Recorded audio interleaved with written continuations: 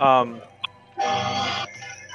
so the plot hole filler thing that I submitted before. Are we Oh, gonna? I don't know. You Well, don't you know? know the guy. How legit is this flaking out on today? Do you think he just actually forgot about it, or is he just pulling it out of his ass? I thought he No. said When that he he wouldn't was, be able to do this weekend. yeah, he is very forgetful about.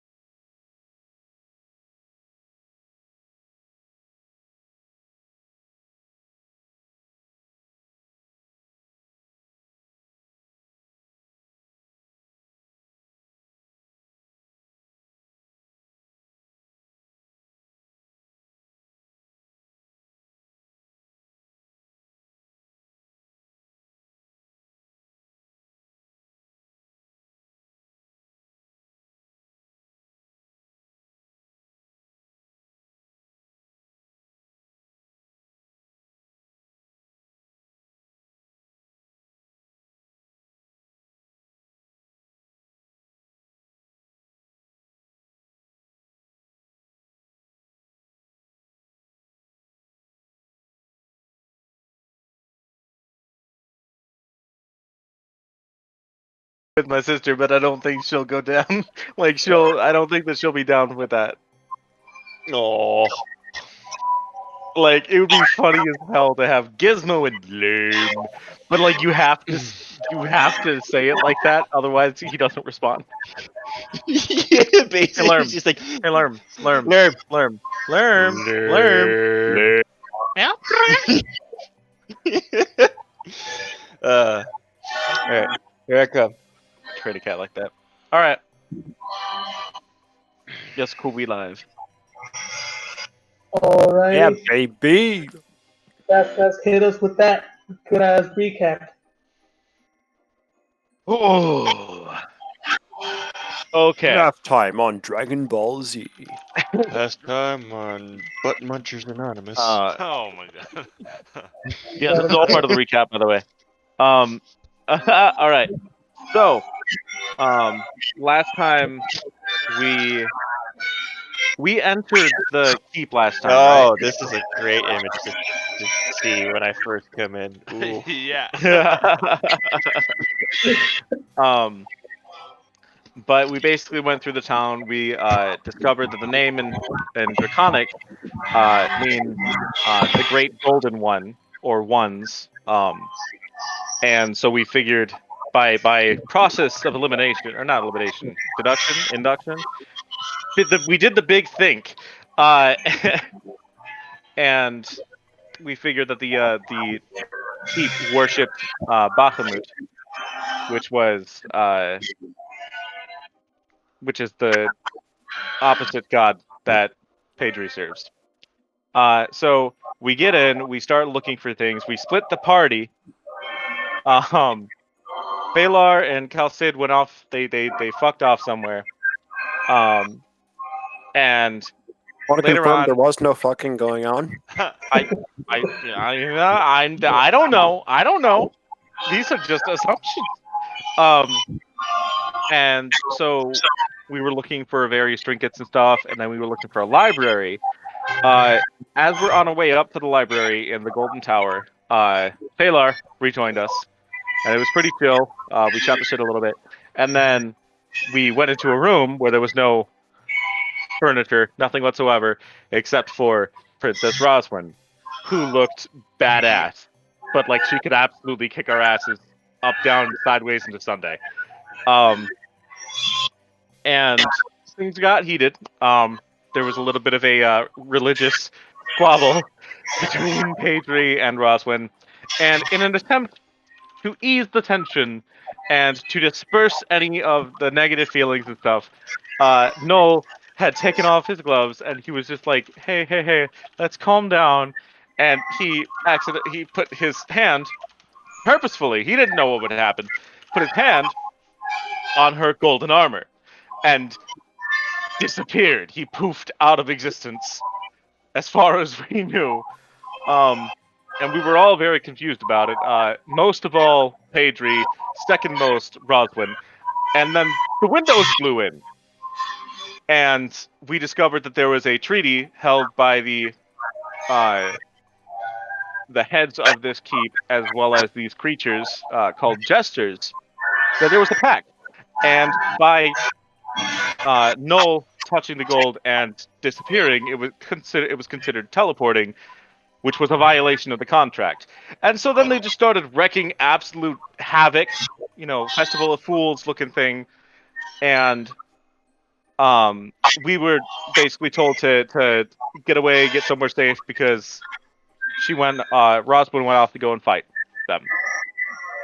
So we were directed towards to save Princess Geetha, who was supposed to be in one of the outlying towers. So we went there, and inside there was a room. There was nobody in it, but there was a chest that had a symbol that looked like a symbol of Tiamat, which is the goddess that Pedri serves. So they were all, watching guard, and Pedri went to go open it.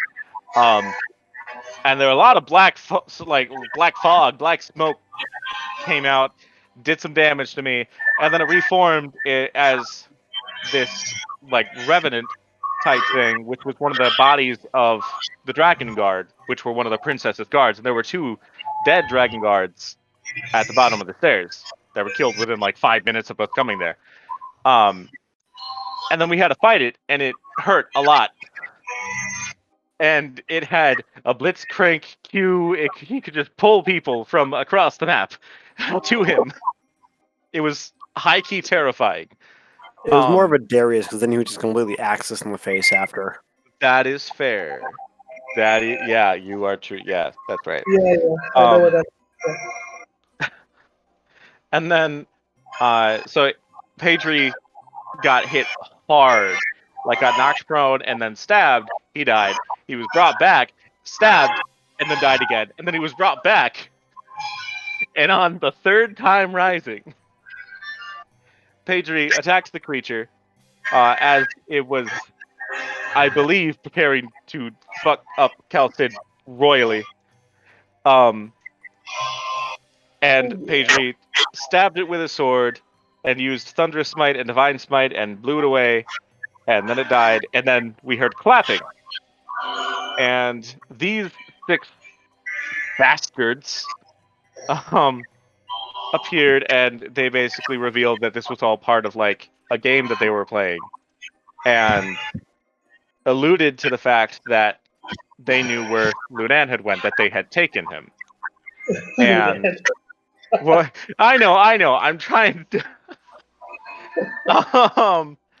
And so that's basically what they want us to do. And we had a very, very heart-wrenching moment of Pedri coming to the realization that not even in all of his passion and faith and strength and stuff, he couldn't save his best friend. So, anything else anybody wants to add to that? Because I emptied my brain in preparation for this so that I could just. I mean, there was a couple big lore drops there, but Oh yeah. Go ahead. like the fact that Pedri revealed that actually, should I be sharing lore drops yet, or actually no, Oh, because it was yeah. all we all know Yeah. at this point. Pedri is looking for allies to help him overthrow his dad, Ozak Tazgrath, for control of their paladin order, basically, which is pretty sick. Not gonna lie.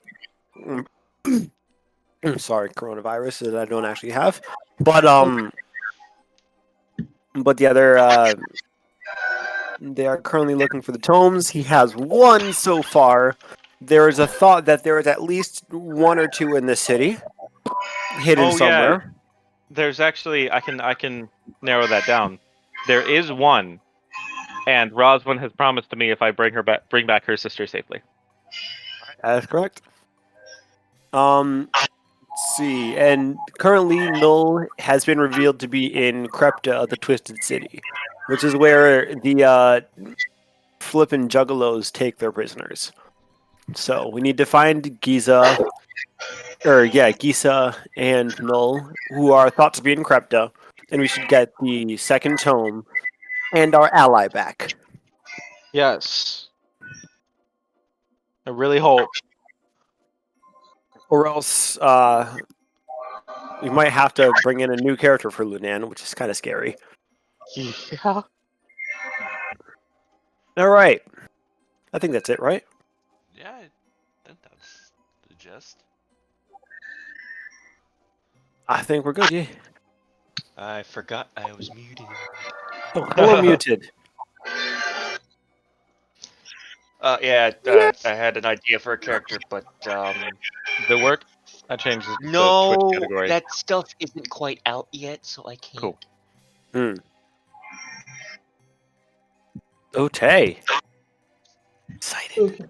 Yeah, so you guys, last episode ended with the agreement that if Taskcraft was able to bring back Princess Giza alive, that Roswin would deliver the Tome of Tiamat directly to Taskcraft herself. There was a lot of compromise and a lot of the lesser of two evils going on in Princess Roswin's head. And she left you in the care of Alice. Yes. Skylar. Skylar 2.0. Skylar. Alice, who was the one actually who revealed the information, who let you guys see where Null was in Crypto, in the dark hole. Yes. In the looking glass. Yes, to the mirror. Actually, had a mirror that you guys. Yes, at. Mayor. I couldn't remember the name. Yeah, and so we're gonna pick it back up right there as Alice, the armored female, ushers you guys into the main town. Wait, did you guys get to witness, like, via that scry, me dropping the princess like a sack of potatoes? I I don't think so. No, I think it was before Okay. that. We just got to see like you and lots of darkness. Okay. Yeah, that was a little Easter egg, post credits Easter egg that they didn't see. Okay. Good. So Alice says, "Come with me to the library. We need to. There's much we need to talk about." And there's you guys into the main tower you were in once before. Oh, Shadowgat Tower. No, not Shadow Guy, the main one, Rosalind Tower.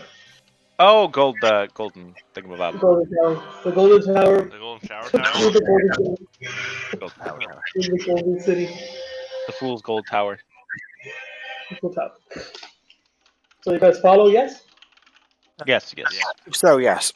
Oh, wrong voice. I believe so. Yes. All right. So she leads you up 2 flights of stairs, as opposed to the 8 you traveled before, and God. opens a similar looking door. Inside this chamber, as opposed to the other one that was completely empty, there are rows upon rows and shelves upon shelves of books, tomes, scrolls. There is a whole ass library inside this room. That isn't the biggest room, Oh, but nose blue screened. it isn't the biggest room, but it is packed wall to wall, floor to ceiling, with all sorts of text and a few tables in the middle. You see kids, or Sid's, Cal Sid's jaw just drop once he walks in and sees how many books there are. Just, whoa. So while Calcid's okay, yeah, nose blue screen. So we're gonna, alright. So he'll be back. So while Calcid is currently experiencing euphoria, Pedri steps forward a little bit, and he kind of like runs his claw down one of the spines of the books, and says, "Is there anything about what they're weak to?" She says, "We don't have much, so please take a seat while I look for this book." She says. She starts pulling boxes of books and looking through the shelves, looking for a specific title. A few moments pass while Calcid finishes jizzing in his pants. And, Totally am, but I didn't want to say that. I almost said it earlier. Yep. You could tell, couldn't you? Yes, you could. And she comes back with a thin, a very thin, small book, almost pocket-sized. And as she gestures over to your group with the book held out, waiting for someone to go in and get it. Pedri I think kind of like has his arms crossed. And I'm he's kind of kinda gonna look over. Oh, sorry. What is this? What is this? What are we looking at here? What is this? She hands you the small book. Go to your Discord. I'll give you the book. PDF. Oh, There you go. There's Pitif.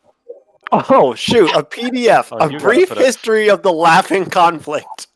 Oh, God. By Eldon Redraven. This is 34 pages. Oh my goodness! Oh my God. I'm playing. It's only 2 pages. Oh. Oh I was my gonna be like, gosh! this is literally just like Skyrim books. You pick it up expecting it to be like a little note or something, and it's like, oh no, this is the actual anthology of all the butt plants that we have in the South region. Yeah. While Calcid, his nose is buried in the book. Oh my god! This is not the first time we've been attacked by the Jesters, who just believe that we were good and done with all their bullshit until apparently one of you guys came. Everything was fine until you guys showed up. And now it's time to assign blame. We need to figure out what we're gonna do. More importantly, what you're gonna do. Oh my gosh. Well, that's terrible.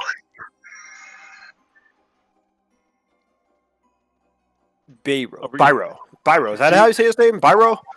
Bayro. Bayro. Okay. Okay. Playmates. So. Huh. Do you want us to give you a moment to peruse it? Okay. I am almost done reading it. Hold on. Excuse Okay. me. Sorry. Yeah. This is. Oh gosh, Well, you're seeing James the player leak through into Cal Sid, but Cal Sid is James at this point. Well, Sid, you know exactly who this author is. You've read his works before. He's a pretty prominent, well-known author, but very unorthodox in how he writes. Eldon Reedraven. I have read his books before. Yes, sir, you have. Wow. Very Okay. prominent. Oh, I thought it looked familiar. Okay. So, should I read this out loud at this point? I'm sorry. If you want, or if you wanna. Okay. I'm going to end up sharing the PDF with everybody Oh, Yeah. dear fuck. because, Let me just grab it. God. yeah, thank you. Are you in Okay. answer chat or game notes? I have a question for you, my dear reader. When a child asks you to play a game, do you accept? If you answer no, you are either cold-hearted or you know what the story is about. In the following, I hope to summarize the laughing conflict of 32A.3p between the Drakes of Kizlanti and the Jesters. A conflict had an innocent enough beginning. A child appeared within the city of Drakes, asking random people to play games. It wasn't uncommon for children to walk around town. Some children of residents, others children of merchant caravans, so no one thought it was strange when a child was asked for attention. But this child wasn't like the others. The child would always have his old, dirty, and ripped satchel, always drag it around by his torn strap, never over his shoulder. From this bag, the child would always produce the needed component for what game he was about to play. The child never played against other children. Too easy.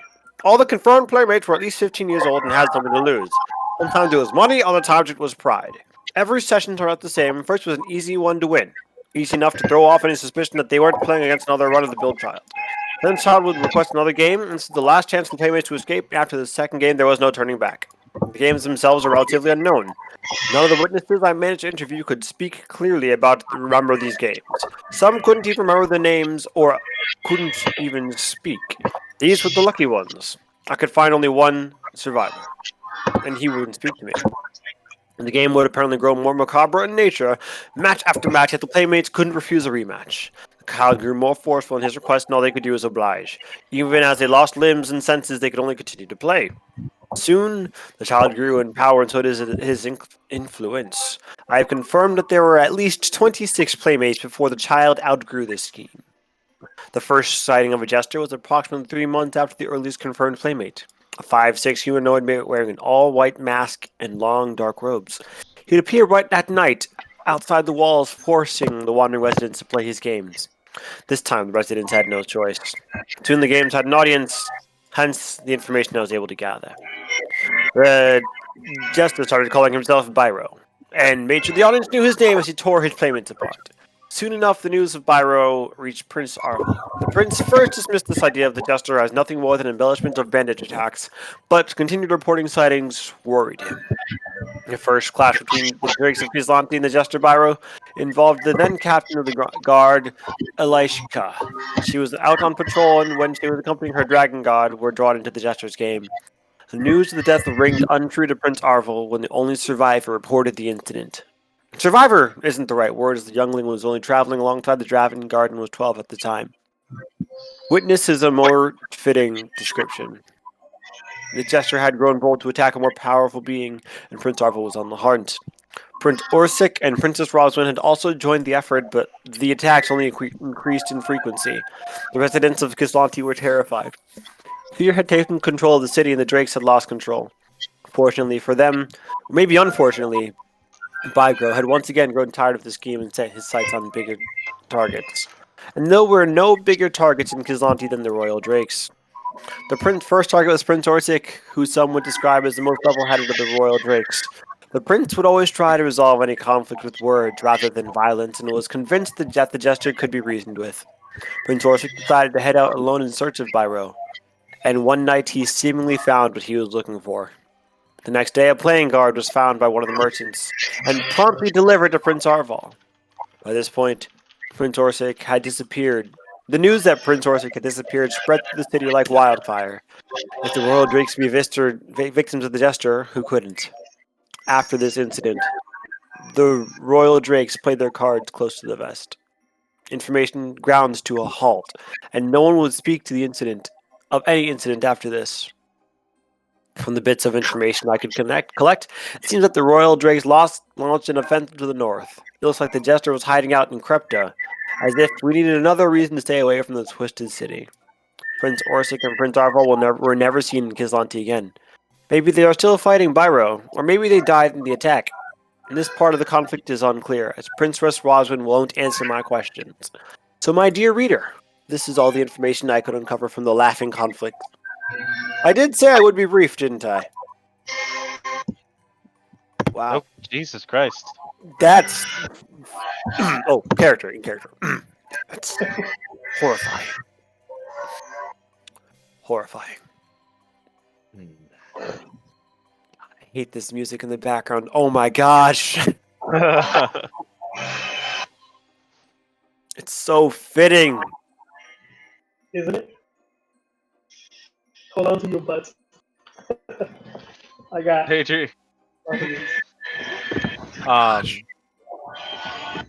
Paige kind of, scratches the side of his head and goes, "So, did the child become the Jester, or did the child make the Jester?" What I understand, the child seems to be a guise of the Jester. The motivating apparatus is exactly the same. You see, there's a child who says, "Oh, let's play games," and the games become more and more once the child grows bored of said game. And this seemed to be another facet of the game that we are currently trapped in playing right now. In fact, the entire idea of us chasing after our friend makes it sound like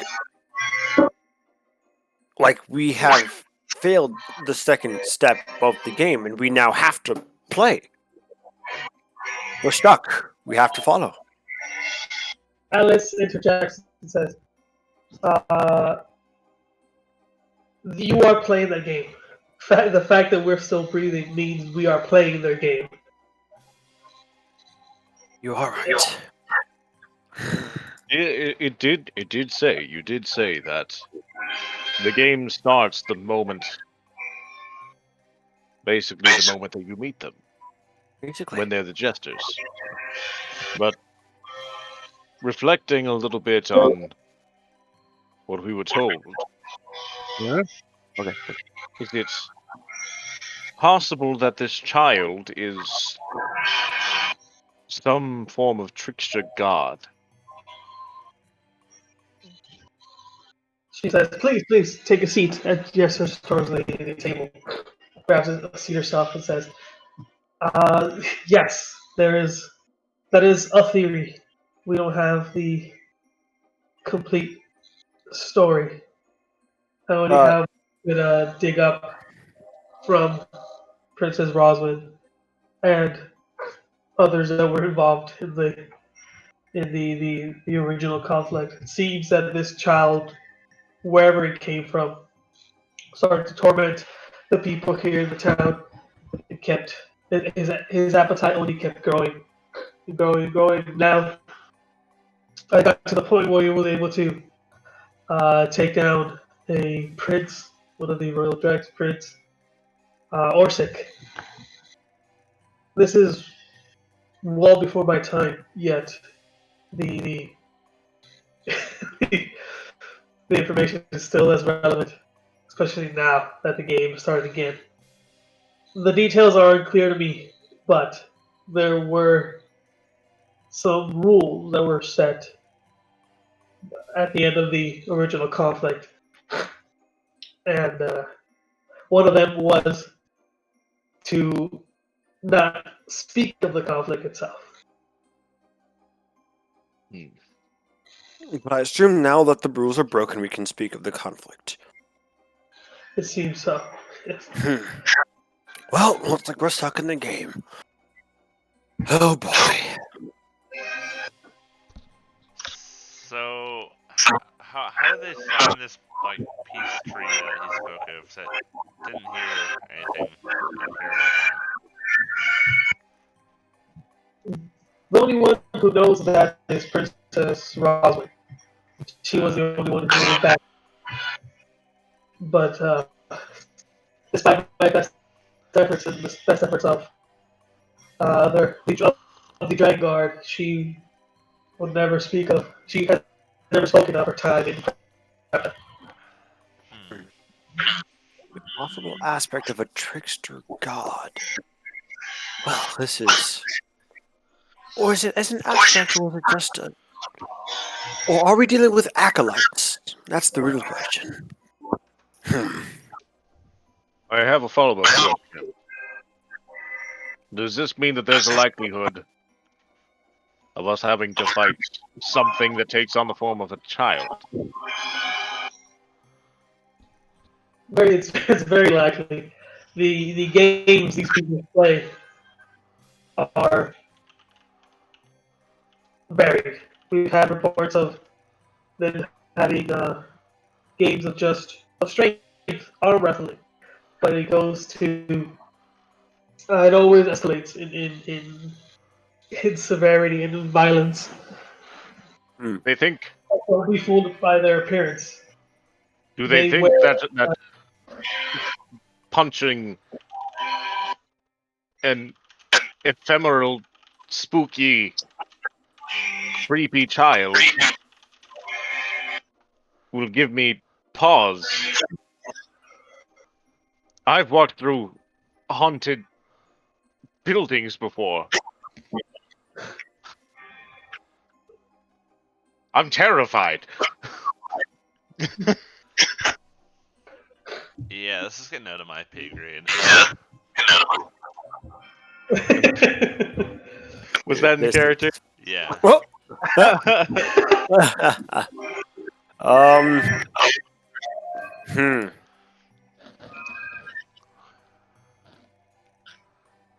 Interesting.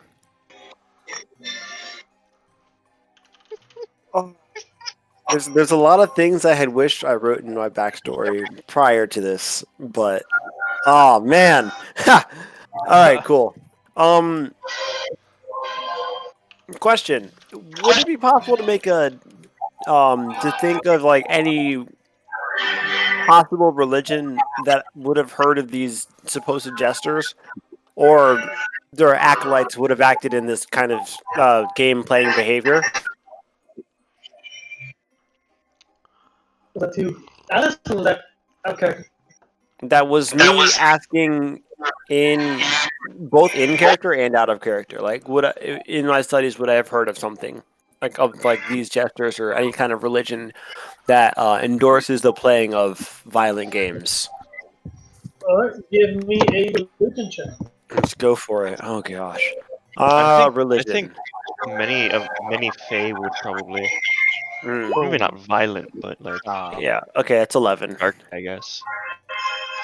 Well, with that, the lemon I'll give you that you can't think of any particular god that jumps out at you, or any religious sect or any of the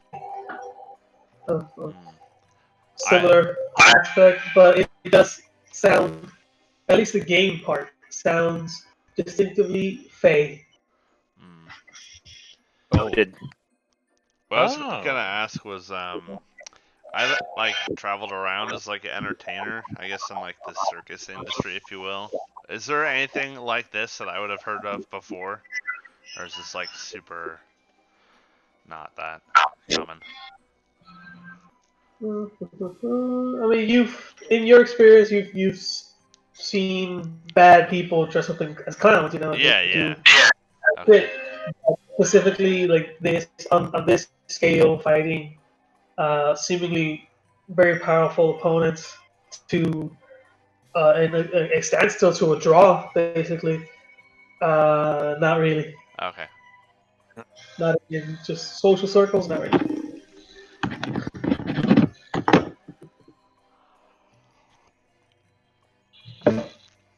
Okay.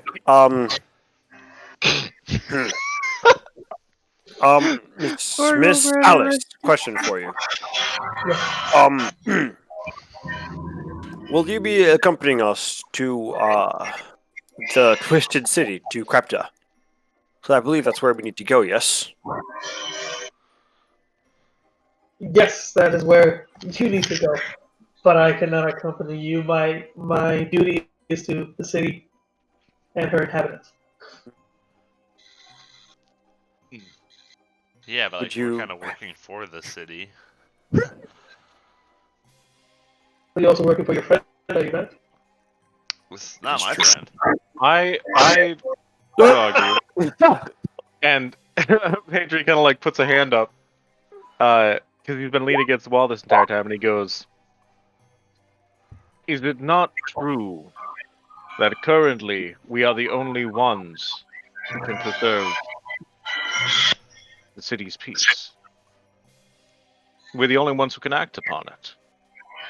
This would be the greatest sacrifice for your city. You'd ultimately You be protecting it." the playing card. You are, by all accounts, the players in this game. That sounded a little meta there, Caesar. Oh, fuck it, and go south, go home. Can't go back to fucking Red Dragon Hold. Fuck you guys. I'm going back to Thessalia. I'm retiring.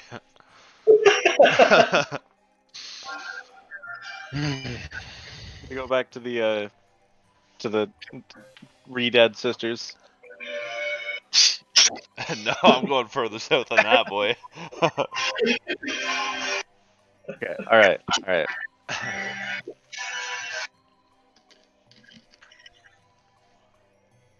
Pedri shrugs and he just goes, "All right. Well, if we don't come back, it's gonna suck for everybody."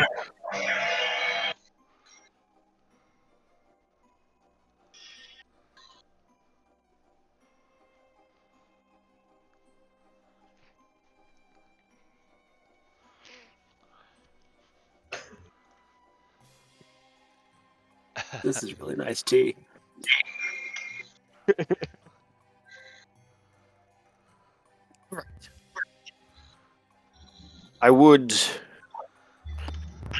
I suppose you must get some rest and then get going, huh?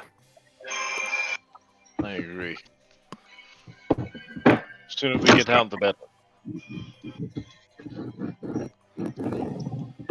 All right. Let's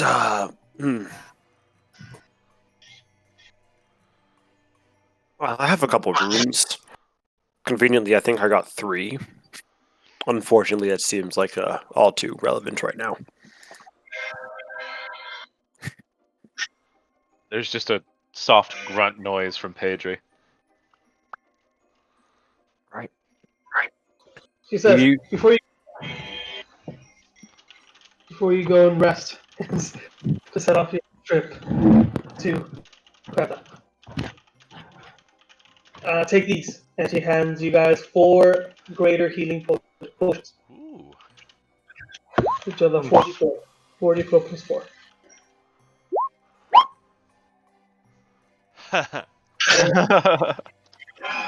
Okay. I got a Um, question about potions. Greater healing. Yeah. Can I grab at I least will one take of those? one. I will take one, putting me up to a total of 5 greater healing potions. Shit, Jesus Christ. you balling. I'm not currently there, but like I do have a question about potions. Like, so if they're a greater healing potion and you put them into a normal healing potions bottle that you've already drank out of, does it turn it into a normal healing potion, or does it retain its greater healing potion properties just in a smaller bottle? I feel like it's an enchantment upon the liquid itself. Yeah. Or like what is in it, like ingredient Yeah. wise. Would you heal High- less they're higher because you're quality having ingredients. less quantity? I mean, if think you're the pouring it into quality of the multiple stuff is smaller higher. ones, then I guess it would just be like a regular healing potion plus. Right. The potion is enchanted upon the entire amount within the vial. Ah. If you split it in half, it doesn't heal you half.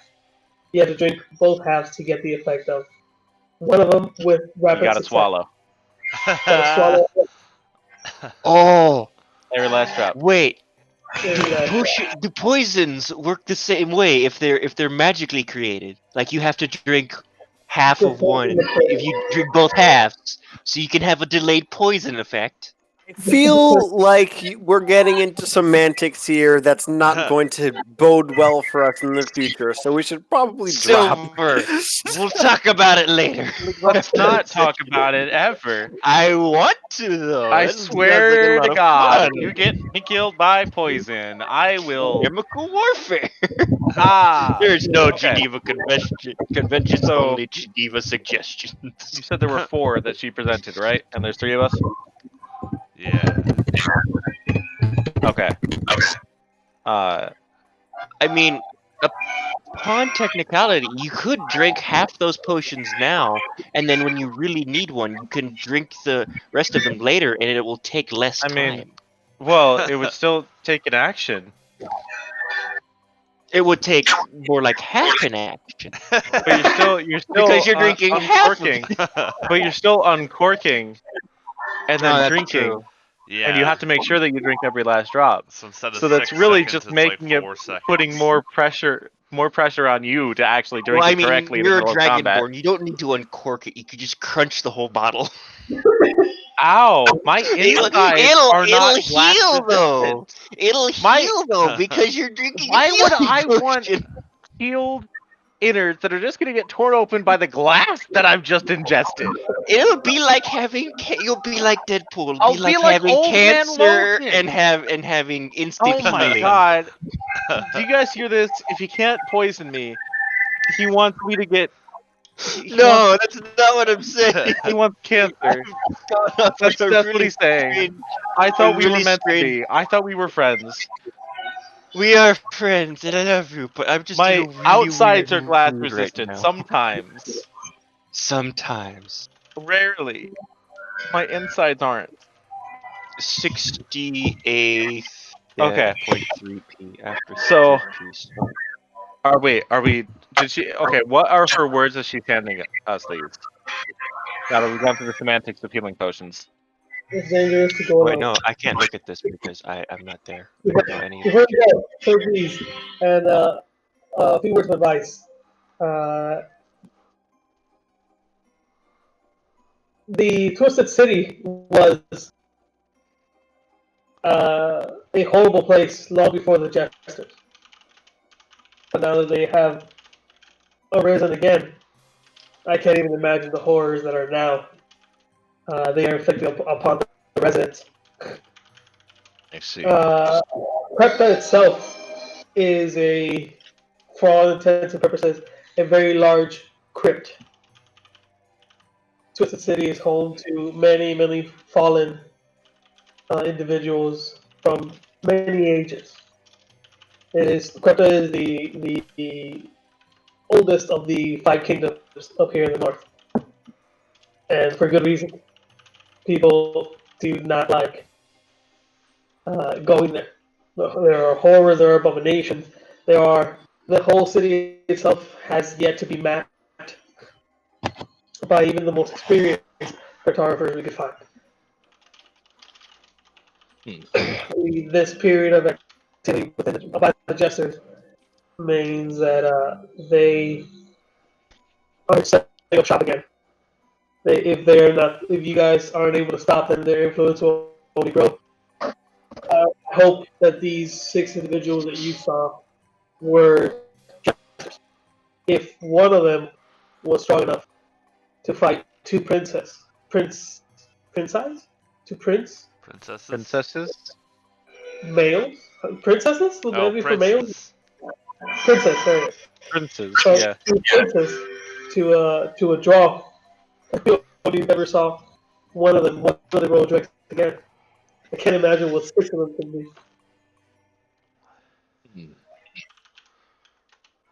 The Well, games are, you guys have a way to win. It's not fun for them if they can only win. There has to be a risk of losing.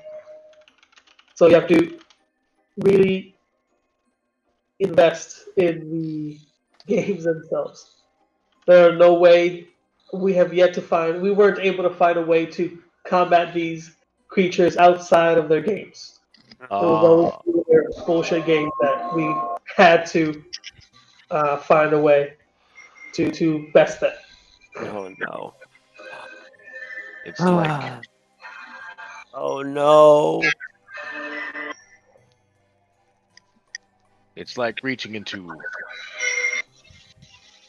glass that's angled down. It doesn't touch you on the way down, but the moment that you grab what you want, you try to pull it. I had a contact inside Krepta. Haven't heard from him for months, but it might be smart to look for him. His name is Axel Lennick. Can you type that Not out a for us, game. Would please? you mind? Yeah, I was gonna say if you can type it out. Axel Lennick. He is a tiefling, red scale tiefling with filed down horns. He was sent to Krepta to keep an eye on the situation and report back any activity by the jester specifically, but also just keeping a general tally on all the horrors in Krepta. see. But I haven't heard from him for months. And now with the jesters coming about, I feel the worse for him. Be careful who you trust in Krepta. Even Axel himself could have been corrupted. So stay close to each other and question everything you see, you hear, you feel, you think.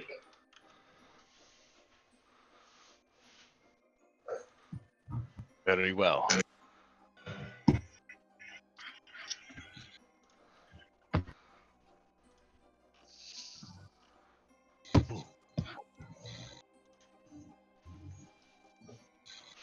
I'll see if I can get some other items that may be of assistance. That That would be greatly appreciated. the tally of the residents of the city. See if anyone else is missing.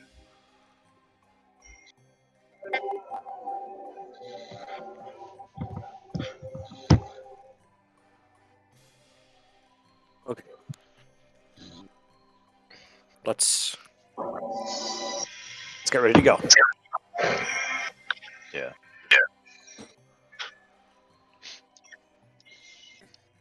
All right, are we getting ready to like leave towards Crypto now, or I would like to get some rest and some studying in before I go. Please. Adri nods and he says, "We really haven't gotten a break since before we came here, and Let's. I feel it would be wiser not falling asleep on the road." What time is it, by the way? It is about 7 p.m. Okay. So Perfect. 'Cause that way we can wake Should up at we dawn. Yes. Should we go to the place we had found earlier, or should we? We should be fine. Actually, it probably cleared out in this town. We should be fine. Yeah, should be fine. Hopefully we can get like a hot meal. But we'll see.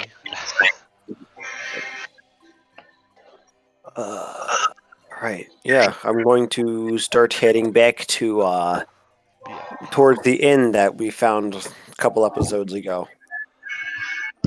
Yeah. I forgot. I got to 3 name it rooms down. there, right? Yeah, that's what I think so. Yeah.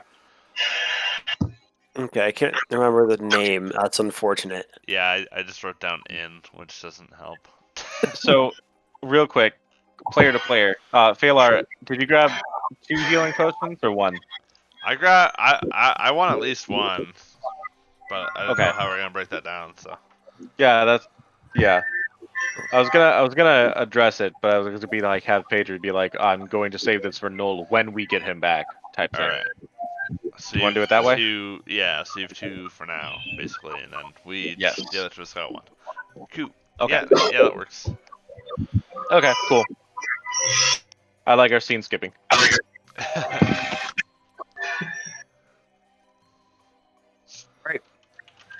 So we are in place. Yeah, for the sake of brevity, let's say you guys make your way towards the inn, that was creatively named Inn in Draconic. Oh, yo, I think I did write that down somewhere.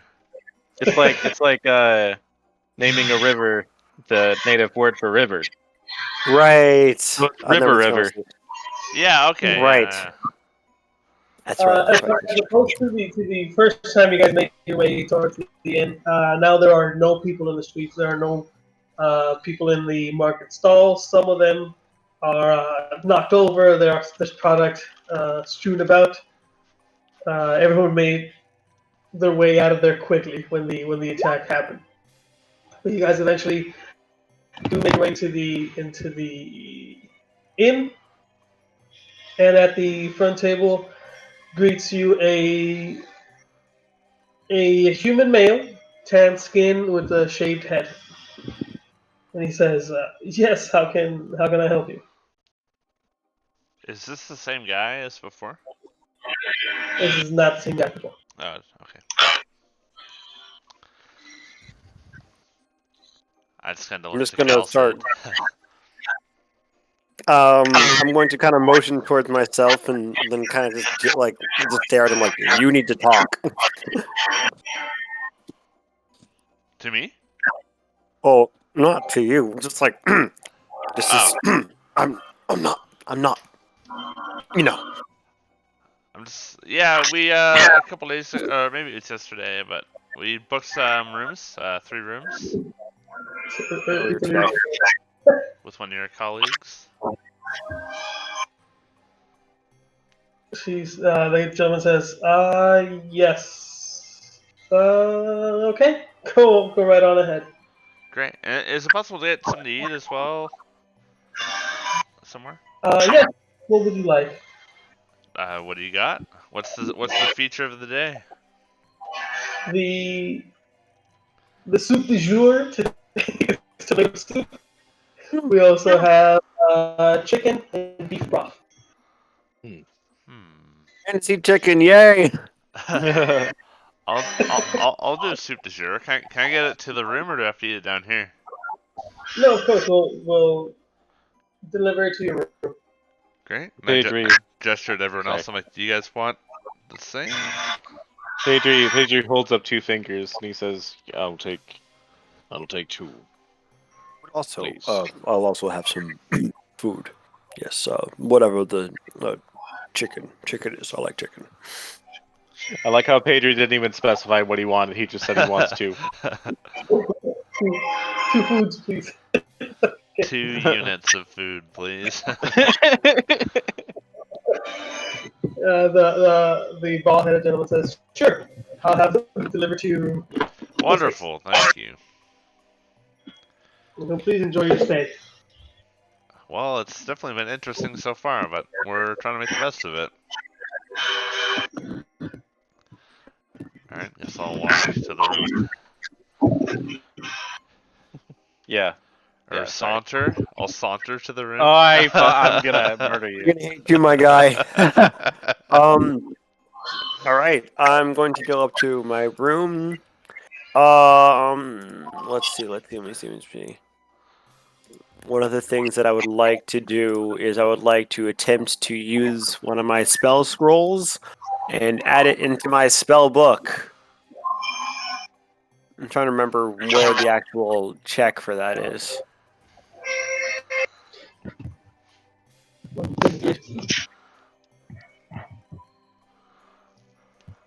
Find the stupid thing for spell casting. Hold on. I thought it just took a set amount of time. Or is there a DC Yeah. on it? Oh, Yeah. there it is. All right, I found it. Nice. This is under Bard, not Wizard. There's the Wizard spell casting. All right, so first level of higher as a spell book. Top spell is 2 hours and 50 gold points per level of the spell. This is a first level spell. So I'd like to spend 50 gold and 2 hours with my food to try to get myself. Shoot, we're gonna go with shield today. Yeah, I've got the spell scroll of shield, so I'm going to try to use that one. Is there a check related to it? Or Yeah, just- there it's is just an Arcana check, I believe. 10 plus the level itself. I think so. Yeah.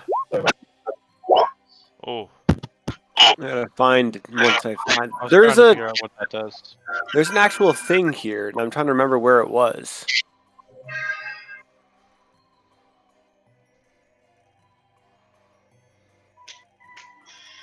Yeah, it's intelligence check of 10 plus the spell level, so 11.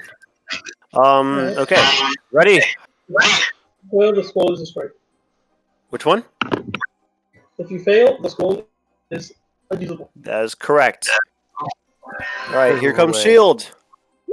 Hey. Yay! All right, I'm down 50 gold.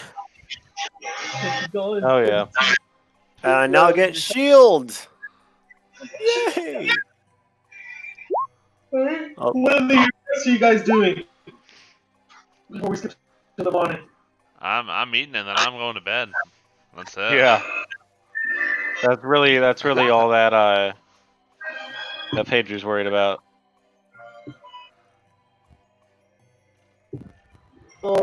Alrighty. Pedri, give me a wisdom saving throw. I don't like this. Okay. Burning a 20 on this. So you fall asleep. Pedri, you get yourself ready, get the bed. It's not the most comfortable bed you've been in, but it'll do. You're pretty tired, pretty beat up.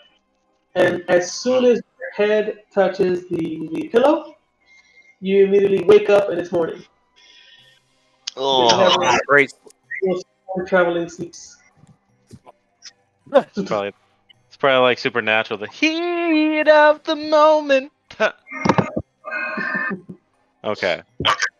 So And for all intents and purposes, it's now in the morning, so everyone re-roll your or raise your HP, select your spells.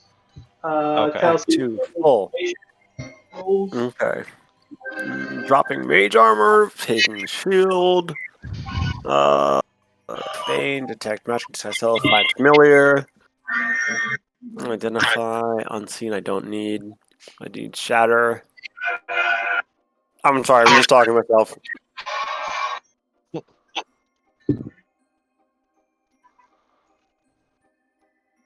Let's check that. Alright, works. Does not need a spell save DC, but it works. Alright, cool. Ew. And portent roll. Hold on.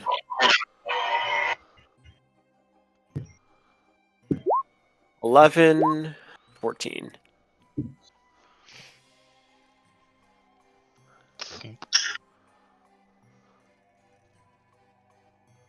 Alrighty. Cool. So make sure Alright. your HP goes up, your spell slots are activated.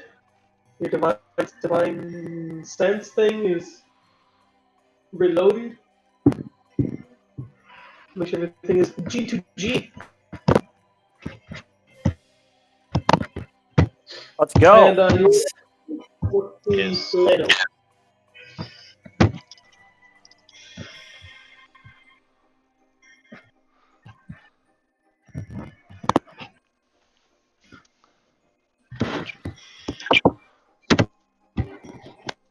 Okay. So are we all gathering? Yeah. I'm going to try to meet everybody in the in whatever the little lobby of the inn or tavern or the draconic called inn. Shelter. Oh, that's right, shelter. Yeah, Pedri goes down there after a he feels rested and he feels okay like in some ways, but he feels like he really never got any break.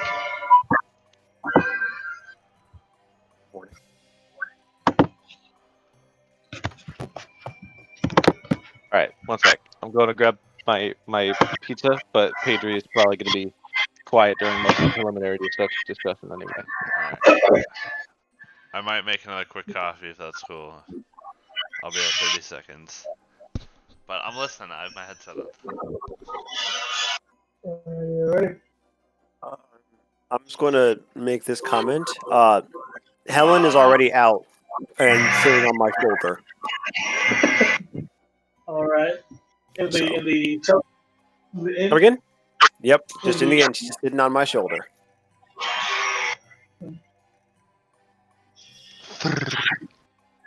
How did you guys wake up in the morning? Feeling like P. Diddy? What's the plan? Hold on. Let's see how Peter how does P Diddy feel today?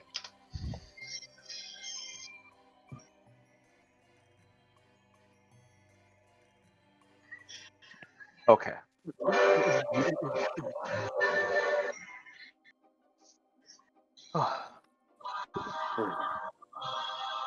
Well, are you ready to go?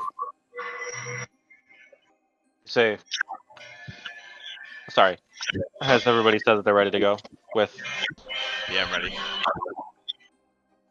okay.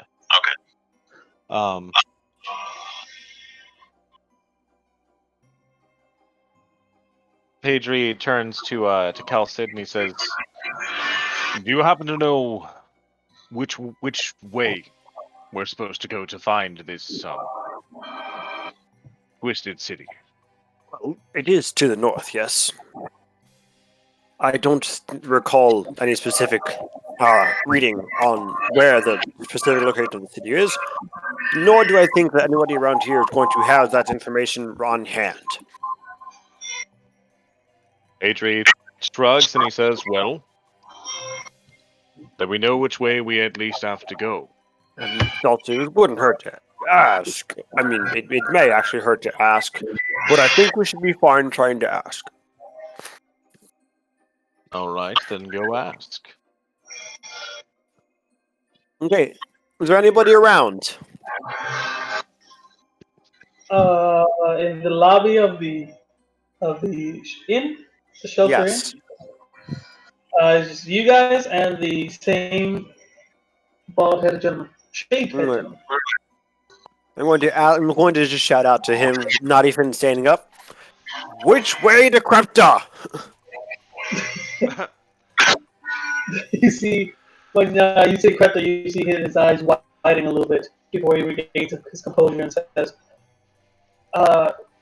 Krepta is to the northeast, but I would recommend going there. I'm going to look at him and say, "Thank you. I will be leaving this morning." I'm going to look at Paige and say, "It's to the northeast." The guy has a concerned look on his face, but what you gonna do? Pedri shrugs and just says, "Very well then." Is Phalar down here yet? Yeah, I'm here. Oh, what's I mean? No, okay. Yeah, I'm here. Okay, cool. Wasn't sure if you were like sneaking around in a corner or something. I mean, I can if you like. Oh, good. So, try to find Alice before we go. Let her know that we are on our way. So you cut out a little bit. Come again? You'd cut out a little bit there. I missed the first. Oh, let's try to find Alice and then be on our way. Sounds like a plan. Right.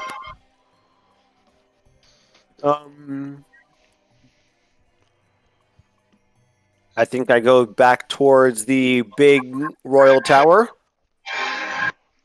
or look for a guard and say, "I am looking for Alice."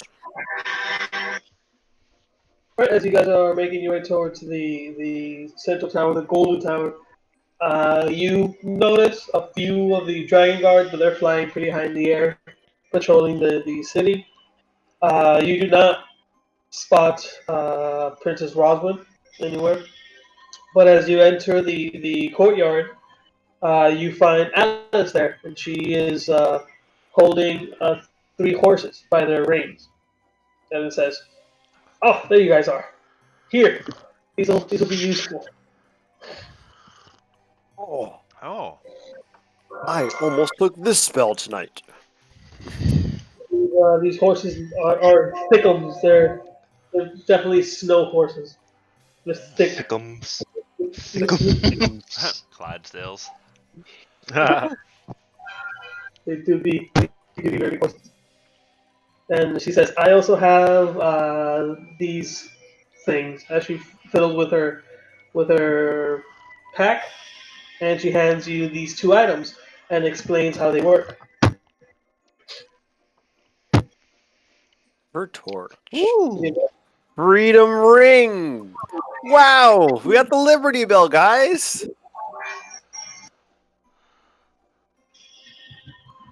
Jeez. How many items do you guys have again? I currently have a cloak, an armor. Yeah. But these are pretty cool. Did you just hold them out to everybody, or? Yeah, she just holds them out in her hand and waiting for someone to get them. I'm going to. I'm gonna grab the torch. Yeah. I kind of want. I'll start reaching out, like going to grab the ring. I don't know if anyone's going to interrupt me. You doing saw so. Pedri's hand start to go for it, but then he pauses and then puts his hand back up. All right, and I just put it on with the rest of my many rings. Oh, it's a perfect fit.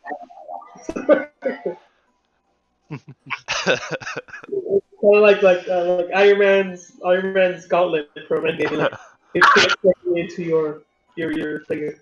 Mhm. Fire treatment, so it will become active after you've been wearing it for at least 8 hours. Okay. Yeah, I don't think any of my other stuff has attunement, so that should be. As long as you don't have 3, max is 3, I believe. So 3 items you can have a 2 at once. It doesn't really matter if it's already. Oh, and she says, "Oh, I almost forgot." Reaches behind her back and pulls a small scroll. Hands it to you guys. As you open it, it's a map from here to Krepta. Very detailed, very intricately drawn map, filled with a whole bunch of information. Which paths to avoid, and why. What creatures lie there. And it's pretty. It's pretty pretty. And it's pretty detailed. Pretty. Pretty pretty. Very nice. Very It's nice. It's a very nice map. Nice. Very nice map. It do be.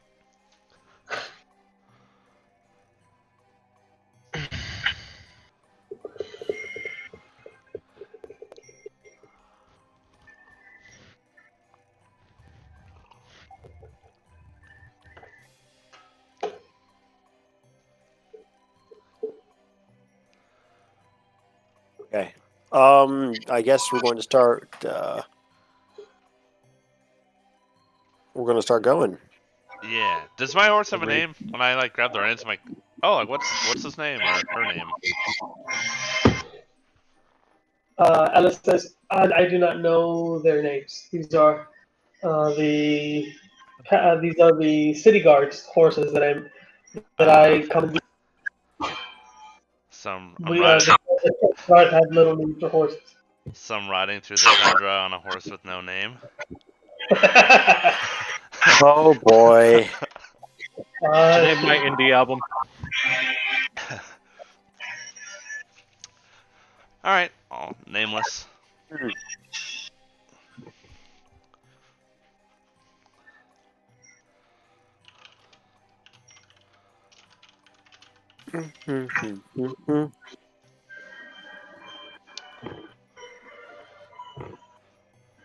Why do I hear clown music? You at this point. I mean, probably, it's probably because it's just like we just hear clown music constantly. It's like, oh my god, make them stop.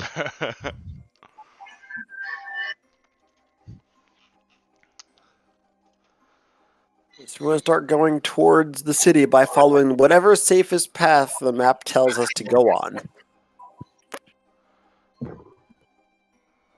Alright, let's mount up and who's taking the front? Who's leading us? I think Cal has the map. So I do have the map. So I'm going to start following the map and going. Alrighty. Then let me take you guys over. Also, let me retcon something. The city's to the northwest, not to the northeast. Okay. So Cal starts going towards the northeast and then looks at the map, stops, and starts going northwest. Northwest. Well done. It's the brown star on the map. Almost 20. Just so you guys know which ways it opens.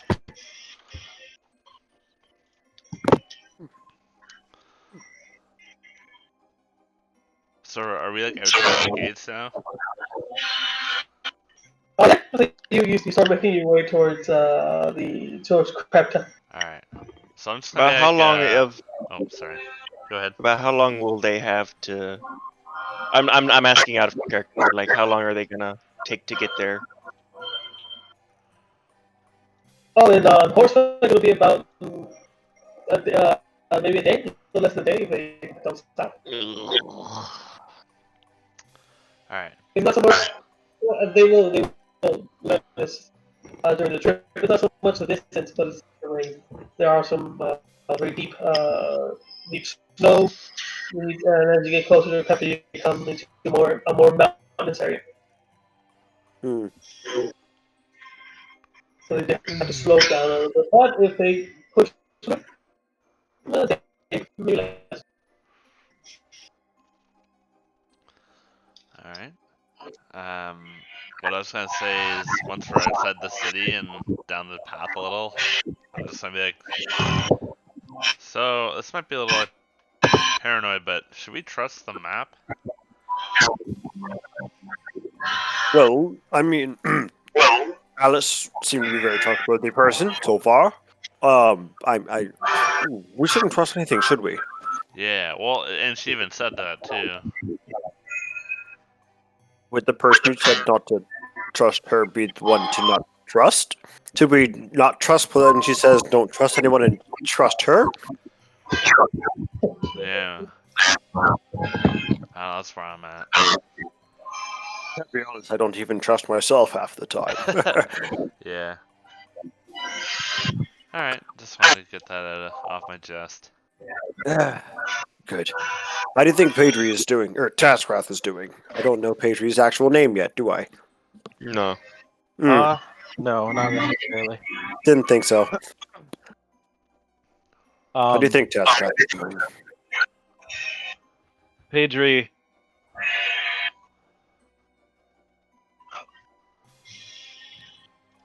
Sorry, can you recap?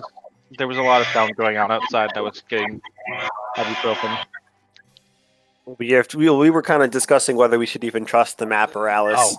And then I looked at Phalar and said, "How do you think Taskcraft is doing?" And you're both currently looking at Taskcraft. So And you're looking to see Pedri, us staring. yeah, Pedri kind of had like a 1,000-yard stare going on. And he shakes his head and he goes, if the only way to get there or to save Null is to play by their game, wouldn't we want to move forward? We have a map. It doesn't matter if they're controlling the map or not. We're going to end up there.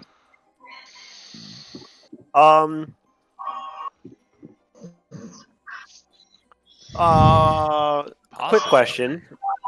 Is it possible to cast Detect Magic as a ritual while I am riding a horse? I'm gonna say no. Okay. In that case, I will not do anything. I will just I will look at it, kind of just tilt my head at it and see if it moves, and that's it. While riding. Okay. It's like the Marauders map from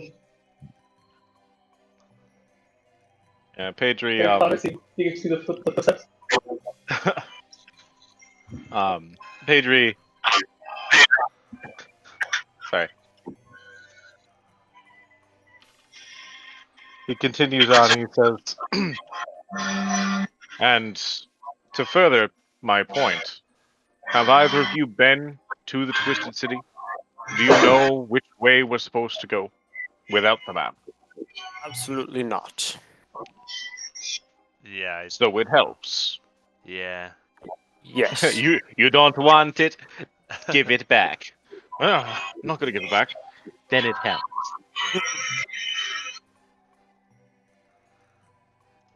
I'm going to cast Fireball on the map and see if it does anything. No, I'm playing. Yeah.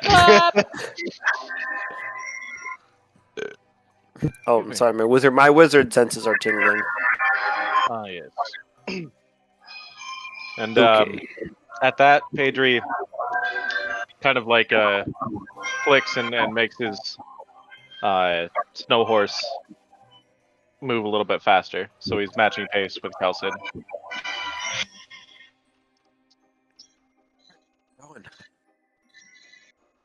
All right. After a few hours of travel, there is there is a slight wind, nothing compared to the storm we faced before, but it is chilling. It's very cold up north, as Carter can attest. You come across, you see at the edge of your guys' vision, down the path that you are traveling on, there seems to be a very large tree, very large, very thick, a tree with bright green leaves. Seems out of place. Is there a tree noted on the map anywhere? You take a moment to inspect the map and all the annex information, and there is no tree. What'd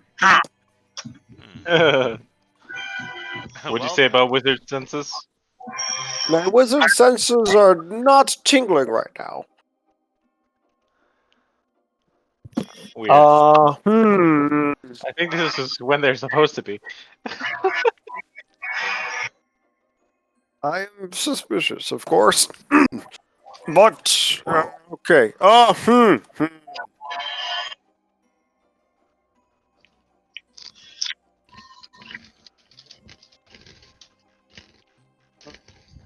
Does he say anything aside from a No.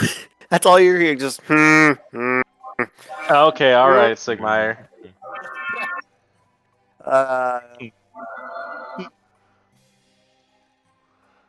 Calcid pulls out.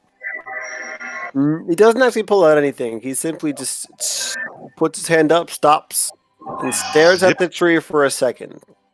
Does he notice anything particularly out of place other than the fact that there is a tree out of place? Are you guys stopped away from the tree, right? Not right under it? Yeah. Yes. No. Yeah, we're away from it. Give me a perception check, Calcit. All. Oh. Okay. Is it possible to get help for this perception check, or Are they gonna clean up your asses for you? come again? You guys want, each of you can do a perception check if you want. Okay. Help someone see.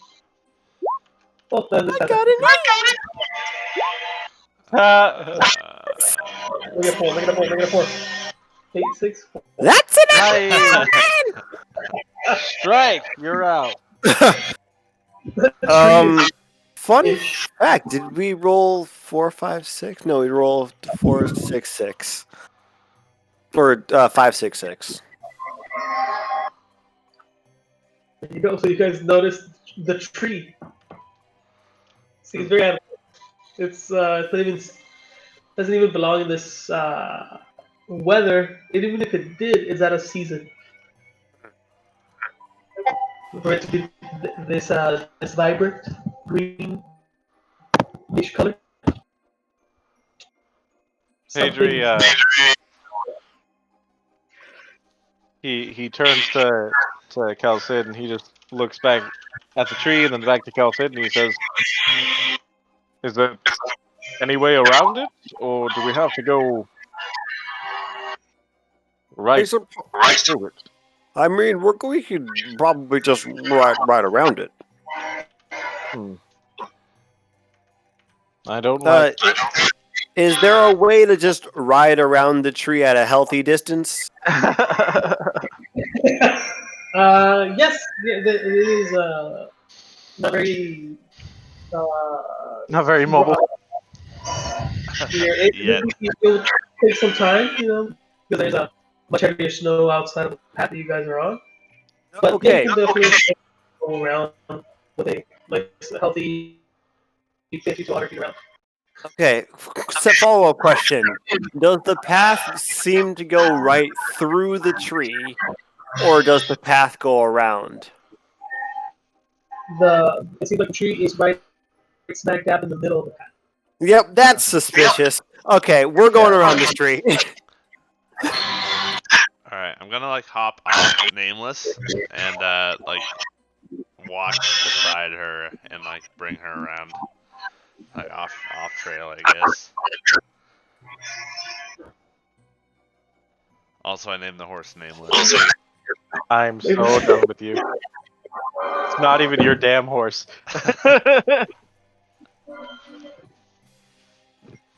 Okay. So yeah, I guess we're making our way around it and try to go to the path that was behind it. Alright, so you guys make your way gingerly across around the tree, the innocent tree. Guys walk around it, always keeping it in your at most at your peripheral vision to make sure nothing weird is going on. Looking around, you guys are on edge. You guys are suspicious, but eventually, after a few minutes, you manage to go have a very wide turn around the tree, and you're on the other side. Nice. The tree is now 50 feet behind you. Dope. I think I'm just. Alright,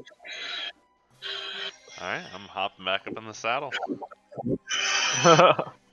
And Pedri, he kind of like gathers the rein. The rein is in his hand, and he looks over at Calcid and he says, "Well, what do you think? Do we just move forward?"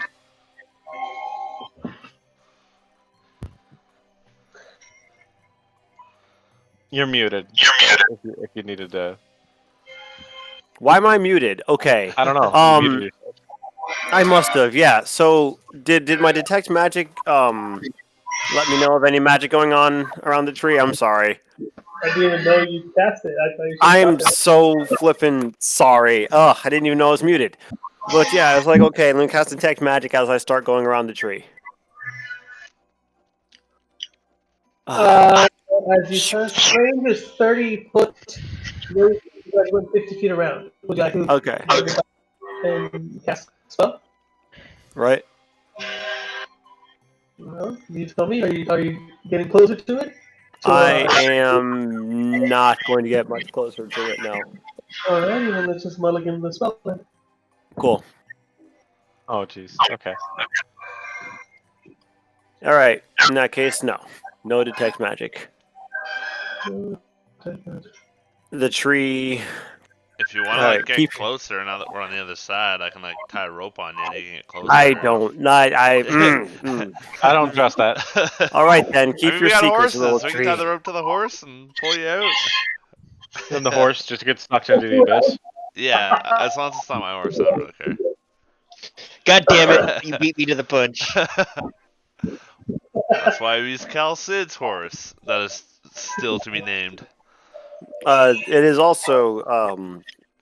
This is the horse that you've noticed. I'm calling it Helen too. All And right. then also the second, 72. Yes. Alright, so you guys make your way forward, forgetting about the weird ass tree that appeared out of nowhere, apparently. Yeah, fuck that tree. You guys kept going. Keep going, keep going. You've been traveling about 3 hours at this point. The sun is still shining. It's about 10 a.m. The sun is still out. Scattered clouds. You have pretty good visibility of the area around you. All the snowfall and the odd vegetation. You do see a few trees on the other side of this one, but they're not nearly as alive. They are dried up. They are simply dead trees, no leaves. Mm. As you guys continue down the path.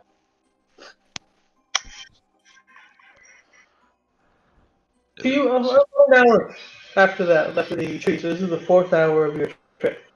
Okay. You notice this time being really close to it, almost right on top of it. You notice a small pouch in the middle of the path. Hmm. Now, the pouch itself seems to be resting above the snow, so it hasn't been that long since it's been there. Otherwise, it will be covered by the snow, at least partially. Seems like it just recently was placed, or maybe dropped. Page- And this is the moment where Padri's probably gonna die. So, Padri, having been so overly cautious about the tree, completely his memory wiped. He doesn't remember that he's supposed to be suspicious of everything, and so he sees the pack, checks his packs, and he's kind of confused because he doesn't have any that look like that, and he looks at the others, and then he gets off of the horse and starts walking over to it. Where are you going? Towards the pack that's in the middle of the road. But why? Oh wait, were you asking in character? Yeah. Okay, sorry. I thought you were asking in play. Oh no. Okay. I'm not good at voicing, Sorry. so I don't even try. So you asked what? Yeah, are you it's just like what? Like as soon as you started hopping off the horse, I'm just like, wait, what? What are you doing? doing? Patri, kind of like slows in his walk a little bit and kind of like turns around as he's continuing to walk towards the pack, and he says, "Well, I figured we probably walked in a circle or something. Is it not yours?" Does it look familiar? The pack? And he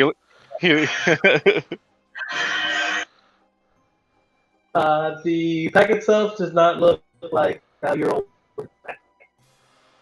The pouch. It's a small cloth pouch, but the color is a deeper brown than the ones that you carry.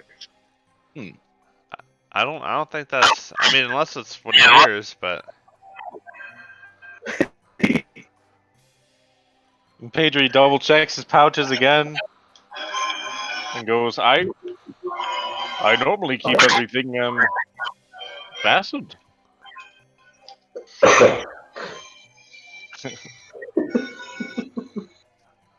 I mean, if you're gonna go, take this, and I hand you just the end of a piece of rope.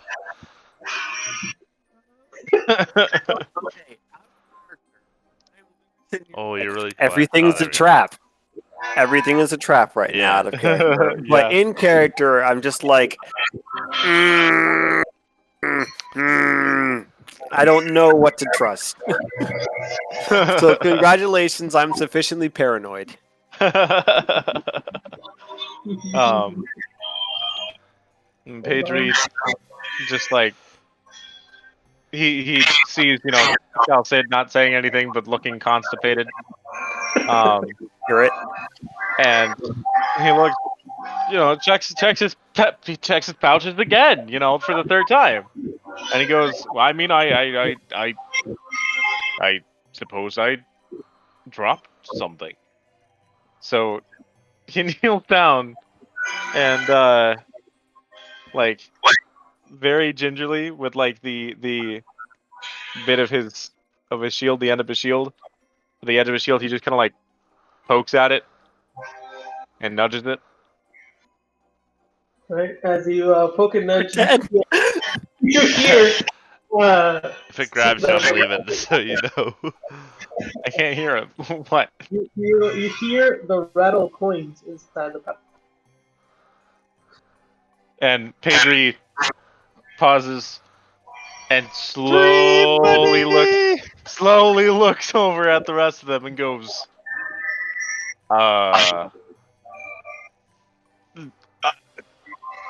this is not my coin pouch. And he looks entirely guilty, and he stands up and backs away from the coin pouch because he's not about to steal somebody's money. You said there's coins in that? Hold on. Wait a minute. Wait a minute.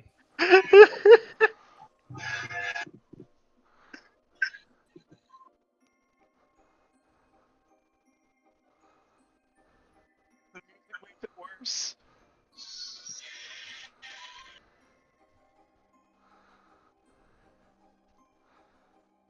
Do I just not hear anybody? No. No, you kind of stopped talking. No, it's fine. Don't worry about it. Carry on. Oh, okay. Don't worry about it. So yeah, Pedri said it's not his coin pouch. Then he stood up and backed away from it. And Calcid is going to say, well, we can find the owner, I suppose. And Calcid is going to look towards Phalar, grab a piece of rope, and start reaching for the pouch. Okay, Is he before going- you do that, tie it to your horse. Tie it to the saddle or something. Helen too. This is Going how to you know tie you've it- I'm made going your to tie it character to the paranoid. side of Helen too, and Helen is kind of just chilling as well, just there, not doing anything, just there. But I'm going to tie it to the side, walk over to Pedri, tap him on the shoulder, say, "Excuse me," reach down, and I'm going to grab the pouch. All right. You reach down, you pick up the pouch, and you feeling through the cloth. You feel you confirm the sound. These are coins inside this pouch. I'm going to open up the pouch and die. You open up That's. Hold on. No, go ahead. Continue, but that's. you open up the pouch, and Oh, God. There are 32 coins inside the pouch. They are of a currency they don't understand. They are blank, completely blank on one side, and they have a seemingly like a plus symbol with pointed edges on the other. Interesting. Hmm. I'm going to point to or show Taskrat, say, "Look at this. This is an interesting looking coin." As Um, you show the group amongst the three of you, you recognize the symbol. At least Oh no. a partial symbol. At least it is the eye of the Jester graffiti that was painted in the top of the tower, on the back of the Well, car. we are royally fucked. Oh But boy. okay, that's interesting. We'll look at this, and once I recognize the symbol, it's like, oh, this might come in handy. And I'm just going to hold on to the pouch and walk back towards my horse. Pedri, oh wait, no, yeah, you already showed Pedri, so Pedri sees them. Mark them down as 32 Jester coins, please, in your inventory. Got it. As This is you're- going to come in handy. I guarantee it. Pedri just kind of like shrugs and he says, I mean, I suppose we roll with it. He hops back on his horse and then he gestures to Kelsid to lead the way once more. Okay, before we get to there, so when you're like walking back to your horse and you're like, oh, it's like coins or whatever, I'm just like, can I see one? Hand one to you. Wow, these are quite peculiar. They look like brand new. Like they are shiny. They are made of These look freshly minted. freshly minted coins, but they are not made from gold. This is a brownish metal. Ew. Like, What we should probably do is Not copper. You know copper. You handle copper. oh, it's like not a recognizable like alloy or anything. Not that you can tell by just looking at it, but it's definitely too light a color to be. Excuse me, too dark a color to be copper. I'll tell you what. Why don't you hold on to a few? I'm going to hand him 10. I'm going to gesture towards Pedri and try to hand him 10. Pedri's hand kind of like goes up and he looks down and away and he says, I'd rather not. Shoot yourself. I have 22 coins. Phalar, would you like to keep 10 coins? Yeah, so I'm like holding on to the one, and you're like, here, how about, you know, like what you said, like whole time. It's like, yeah, sure, and I just like slide them into my coin pouch, I guess. I'm gonna keep one out, and, like hold it while we ride.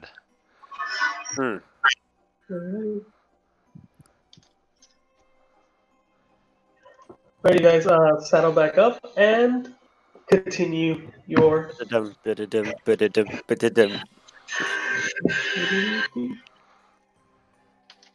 I swear to God, it's gonna be Aztec and gold.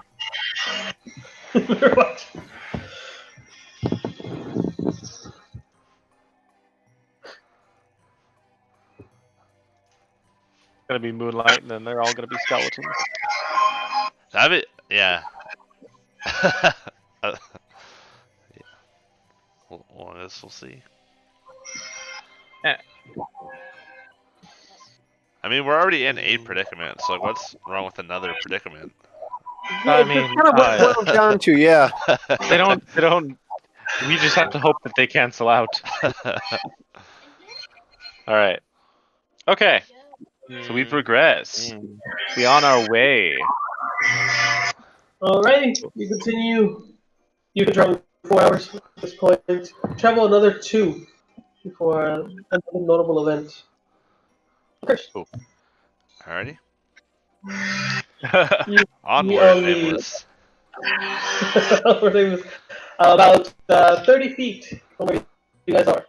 You notice that on the sides of the path, on both sides, seem to be growing some sort of flower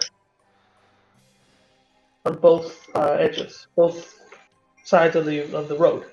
5 on the left and 5 on the right. Corpse flowers. Directly, each other.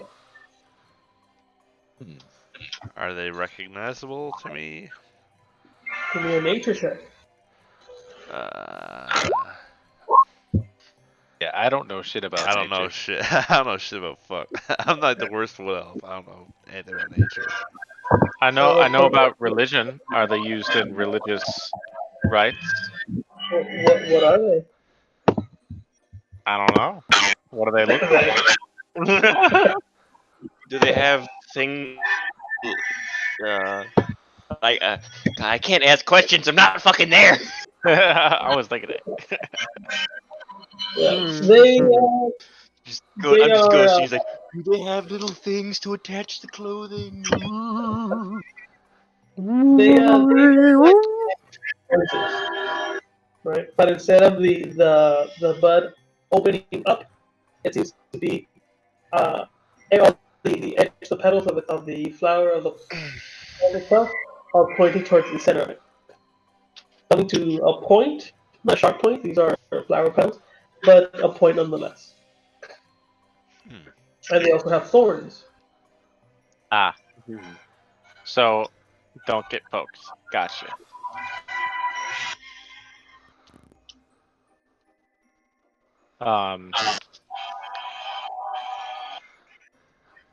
Pedri begins to look a little bit uneasy, but he continues riding beside Cal. As you guys come closer to the plants, they seem to be swaying with the wind, a drink. swaying back and forth, which is particular because the wind is only blowing one way, but they are swaying forward and backwards, towards the path, towards each other, and then away from each other, then towards and away. It's very synchronized. I didn't know flowers could dance. Hmm.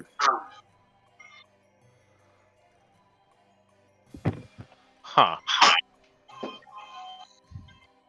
And then Pedri, he kind of looks off, a little bit. You can see the cogs in his head are going. You can almost see a little bit of steam. And he goes, I wonder if do they continue dancing after they're cut?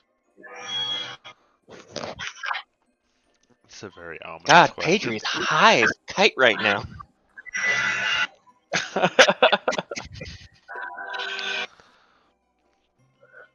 He's thinking of it from like a monetary standpoint. Uh-huh. You've been smoking your own flames? Oh, always. I mean, to be honest, that would be my first thing because, everybody buys like those things at gift shops, where it's just like they're the sun-powered moving plant things.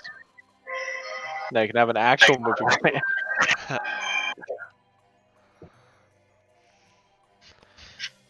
Well, what's our plan here, boys?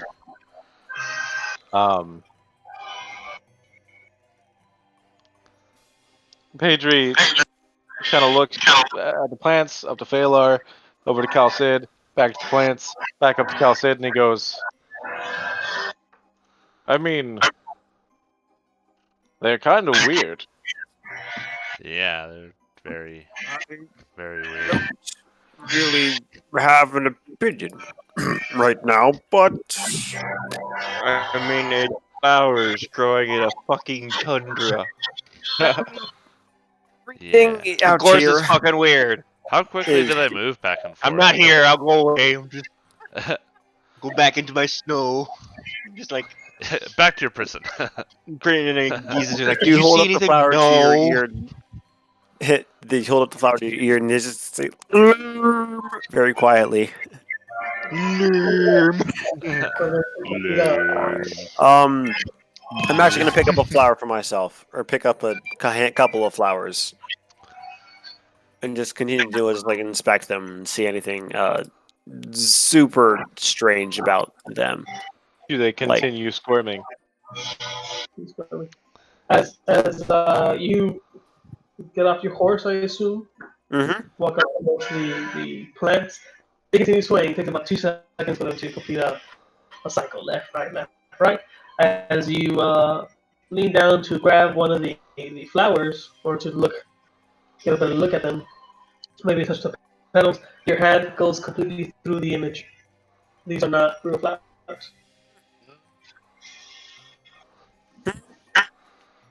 Pedri, kind of looks at him. His hands are like just relaxed at his lap, and he goes, "How do you miss picking up a flower? You're really bad at that. I'm going to They're kind moving, bro. of. I don't think you have to be a gardener in order to pluck." Going to is it just look at him and just take my hand and move it through a bunch of the flowers and just say, "They're not real. They're not there. Oh, I sure, don't that's know if I don't think that flower is even real either." and Pedri just kind of he just says, I mean, that's just what somebody who missed an entire flower bush would say. Yeah, and Kelsey, you notice that your hand is still moving through the flower. Yeah. Surprisingly, the same synchronous fashion as the other flowers are moving. Huh.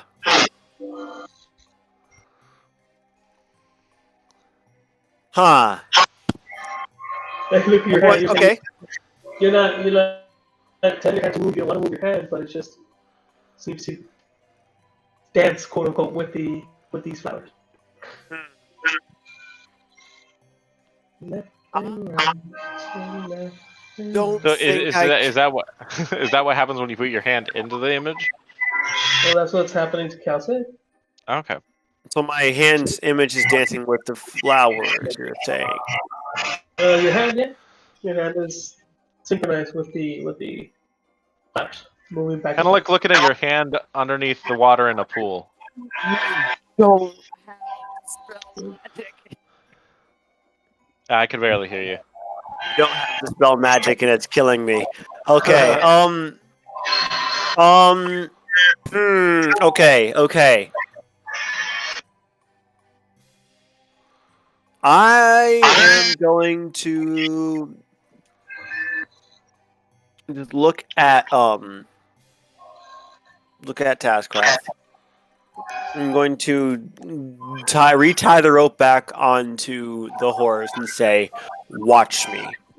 I'm going to try to lie down as close as I can to the ground and like scoot myself on the same level as the flower and see if Oh my I can God. like see anything through Oh my whatever fuck- illusion is there. Hold As on. he's doing this, Pedri just Hold kind of on. like gently like holds his hands out. He doesn't know what to do. He's just like, I don't,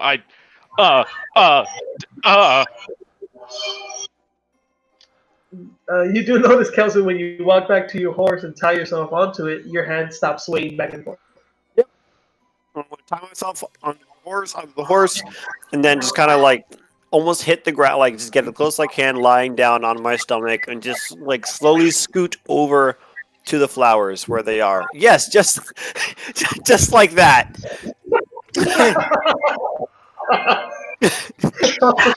I was thinking about that gift. What are you hoping to accomplish? I'm hoping to see if I can see through the illusion, or what I think is an illusion. Oh, okay. So as you get down to the level, you look through the flowers that are continuing to sway back and forth. You do, after a few moments, manage to see through the flowers itself towards the horizon. Okay. Is there anything up ahead or to the sides that would be masked by these flowers, or by these quote-unquote flowers? What do you mean? Like, as in, like the illusion is covering anything or covering over Oh, anything. okay. Give me an investigation check. Sweet.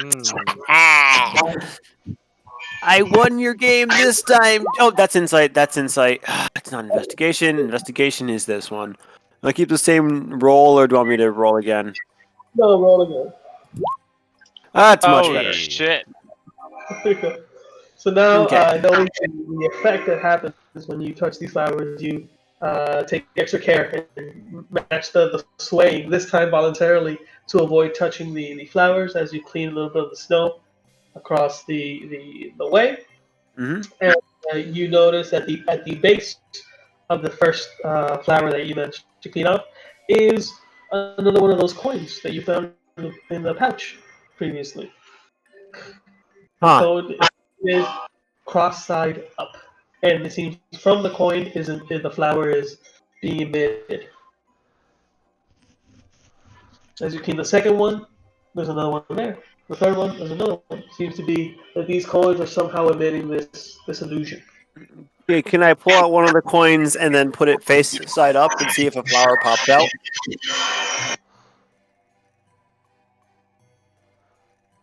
As you take one of the coins and you take one of the coins you removed from the place, the flower disappears. The flower that was sprouting from it. You flip the coin on its head, see if it has an effect, but the flower does not reappear. And Phalar and Tasker, as you notice that the flower directly across from this one that is currently towards that Calcid is facing away from, stops swinging. It's standing straight up, while the other seems to still move. They seem to be interconnected somehow.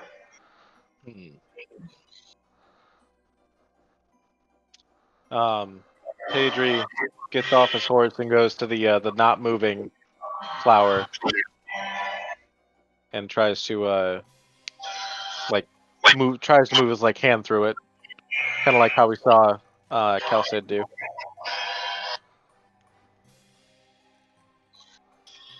All right, you reach down to grab the flower, and your hand goes right through it as well. How many flowers are there?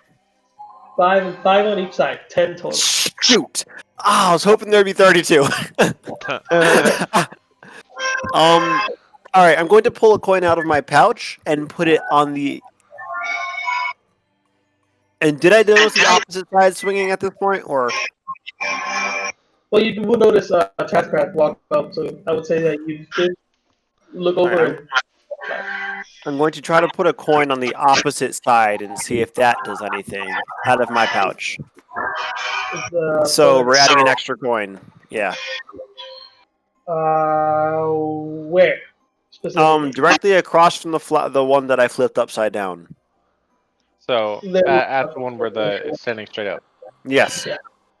You double up. Yeah. But as when you go over, you move the snow around, you see another coin. Do you place your coin on top of that one, next to, beside, On under? top. On top. You place your coin on top of the other coin, and the flower disappears. All right, take the coin off. You take the coin off, and the flower does not reappear. Huh. The original coin is still there.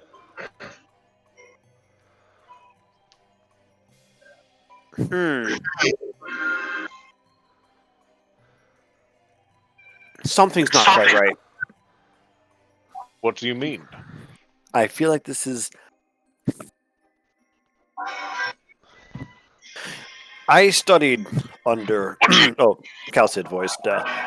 I studied under a trickster for a number of years.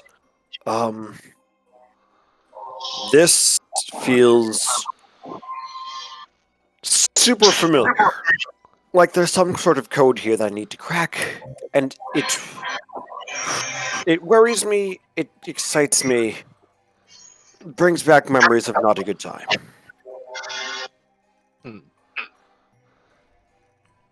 But I want to figure it out. What's going on here?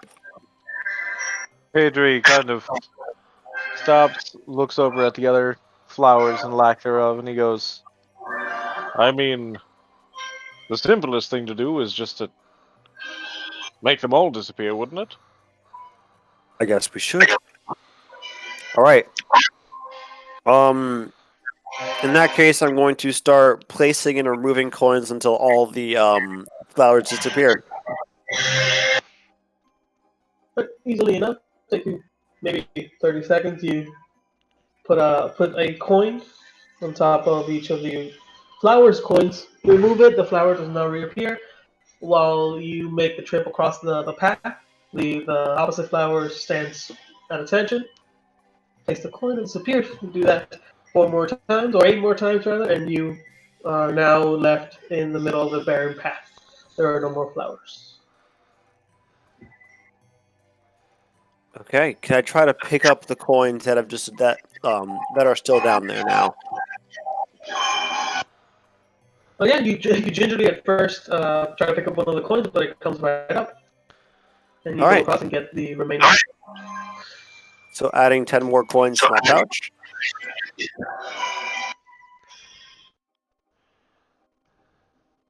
Well, that was easy enough. I'm going to kind of look around and say, I guess we keep going. Yeah, I guess so. Right, you guys Boy, get up on your horse and continue the path. I feel like we have both fell for and solved a trap, and I'm not sure anymore. I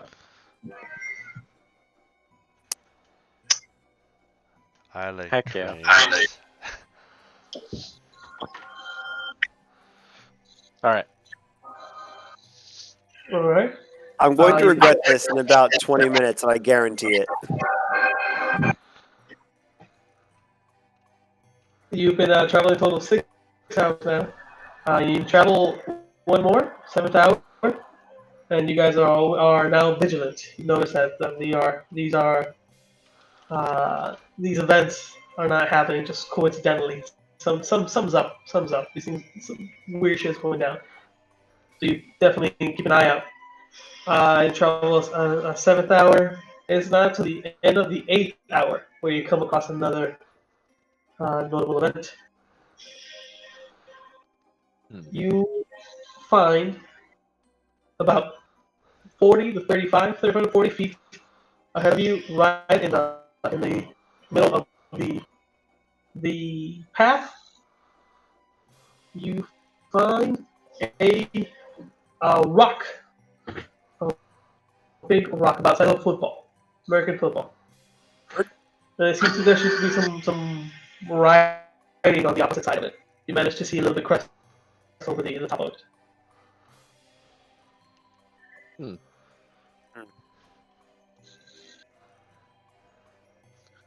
Pedri kind of like tilts his head and turns to Calcid and says, "Is that supposed to be there, or do you think it's another coin?" Looking at the map, is there any note of anything on the map? Like a rock or even flowers at this point, I would be looking for. No, you find no mention of that flower or any specific description of flower you guys just encountered, or anything mentioning a rock in the middle of the path. But the idea crosses your mind. This is a small rock, so it wouldn't really bear mention, and it could have been placed small enough to move. Okay. There's writing on it, right? What does the writing say? I'm gonna move over and try to read it. There's writing on it, but it's on the opposite side to go around. All right, I would like to go around and try to read the writing. Alright, as you gingerly approach the rock, not knowing what the hell's going to happen, you look around the rock itself, and there is some there is a rune of some kind, some scriptures of writing on it. It is. Do you speak Draconic? I do not. I'm going to call out. Do I recognize it as Draconic? Yeah, you spend enough time around the scripture to notice. I'm going to call out and just say it's Draconic. Give me one sec. So I have to go back to my seat. I grabbed some food. Alright. I like to activate my helm in case that comes up. Hashtag Bye. helm time. But I'm just staying Oh. on Nameless, rubbing my fingers through her mane. Keep her calm. Okay, so Pedri Are the horses still walks up horses? and he reads the text. Okay, so those of you who are comic, no, this is a name. It's a name, very crudely written, maybe by a child or by someone using the opposite hand. It's very not the best hand, not the cleanest handwriting, not the cleanest penmanship, but the name written on the stone is Orsic. Oh, No. Wait. Pedri hesitates and then he says, "It's Orsic." As you say the name out loud in Orsic, the stone itself bursts into flames. Not enough to damage you, but it starts to consume the stone itself as if it's like a ball of paper in a fire. Just immediately starts to eat itself up. No. Oh dear. And the wind blows away the remaining ashes. It's gone? And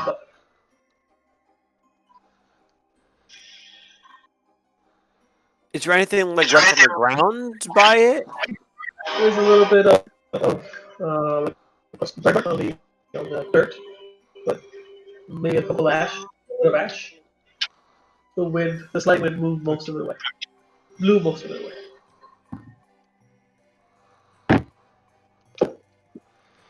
I didn't know I could do that.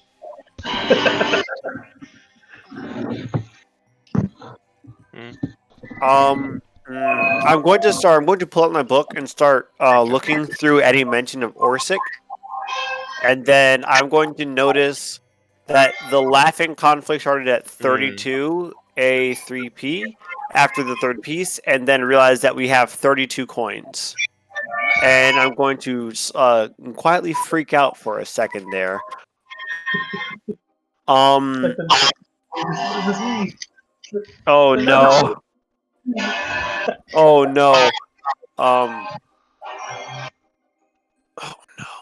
Okay. And you said there were. No, it doesn't have any significance, does it? Does it? So there was 5 coins on each side of the road when we passed those, right? Yeah. All right, and 10 flowers total. There were 5 additional gestures that repeated following the one. No. There were just 5 gestures total, right? Shoot. Oh no! I feel like. Shoot. I feel like that guy from. I think it's Always Sunny, where he's just like pulling the threads together. Yeah. This guy. That's how I feel right now. Oh god.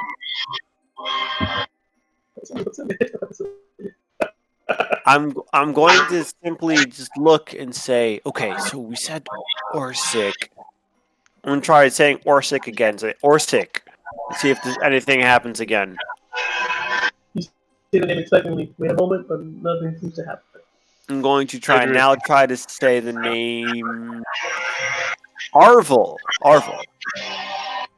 Arvel, again, you say the name expectantly. Nothing happens. Byro. You say Byro, nothing happens. Huh. Just quick parenthesis, the pronunciation is Bayro. Bayro. Gotcha. Bayro is the Bay. These freaking clowns are messing with my head. It's not me, it's the clowns. It is the clowns. I'm going to blame the clowns here, not you.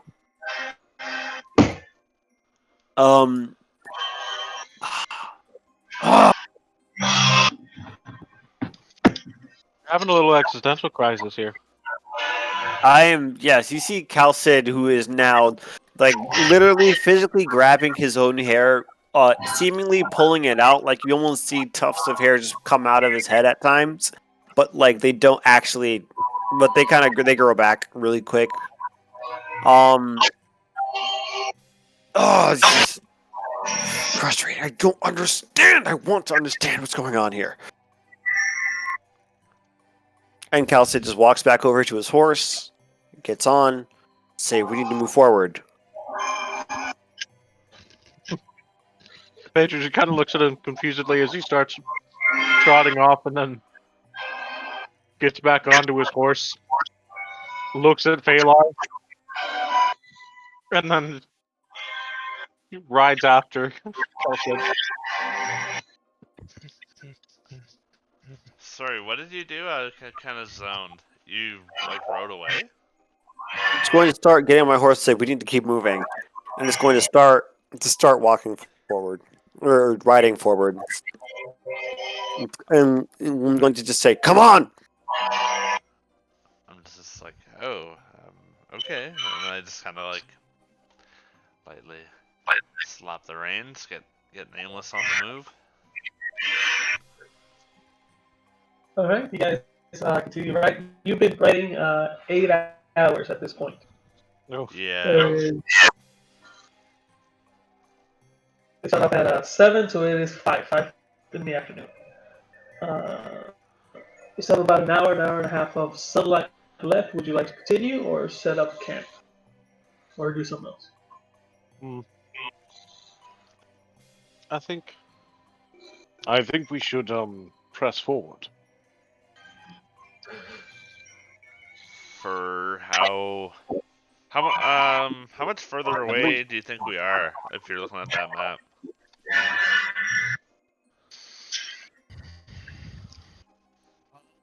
Calcid, looking at the map. Yeah, I'm going to just try to give a rough guess. Approximately on horseback, maybe 10 hours? Okay. Oh So god. we're like halfway, almost. God. I think You we should make continue. camp before the sun goes down, but we could probably go a little bit more. I don't know. Pedro shakes his head and he says, No, you're right. I thought we were further along. That's it, I. Okay. Yeah, let us attempt to, excuse me, take some, let's go. Let's take a break. You guys press on another hour, half an hour, 45 minutes, about an hour. The sun is beginning to set. You've been traveling 10 hours, approximately 8 left, according to Calcid's reading of the map. But the sun is falling fast. Would you like to continue traveling through the night? no. No, let's camp. I don't think so. Yeah, it's camp. Got camp stuff. Try to find a I'm decent camp! clearing for these horses and hitch them up. Melt some water or melt some snow for them. I take it we don't have food for them because, like, you know, my rations are probably dried meat, so I don't think a horse would want that. So they think it was saying like hay or Unless they're anything, did they, or carnivores. oats. They're just carnivorous horses. Yeah, I mean, maybe that'd be kind of cool. I have That'd be dragon terrifying. steaks. You can cook one up. I have dragon steaks too. Yeah, let's cook some juicy wyvern steak. Oh, true. Oh fuck! I forgot you guys actually have that. I actually have Yeah. heart from one of them as well. I mean, do you want to cook up the heart? How I've been kinda well saving it for a preserved special are occasion. It's cold outside. What? They're fine. Yeah, but you guys have been inside Yeah. and slept in the cabin. Yeah, I was gonna say we've mostly been in the freezing cold, and they're not necessarily in like cold-resistant pouches. So I mean, they're Mm. kind of frozen solid at this point. Alright, well, I'm hitching up. I don't want to Nameless. know what I'm the gonna melt inside of your some snow bags for her looks to like or drink, smells like. and the I'll set my 10 up. Yeah. All right. So as you run off the path a little bit, and as you focus your vision, you do not find any appropriate clearing. There are no trees. It is just snow every which direction. Seems like you have to dig out a little bit of a clearing if you would like. Okay. Yeah, Paige will get started on that. I'm also gonna try to help out with digging a clearing. Sure. Sure, I'll give you guys. Uh, Can't you just like fire breath and like melt a bunch of like a cone of snow? And then they. Well, that's me in character. Nah. we'll do something normal. What even is normal at this point? True. Okay, so we're digging out the thing. Alright, let's say that takes you maybe 20 minutes. I would say between the three of you using your whatever tools you have, your exposure, your shields, swords, whatever.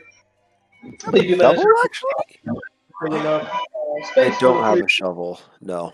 Dang it! I thought I had a shovel. I have a hammer. Or a crowbar. And my axe. Yeah.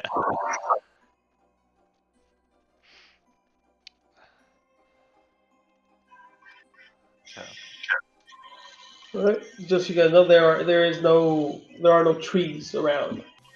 Alright. Okay. Yeah, we just have to make do. We just have to sleep really close together. Yeah. Alright.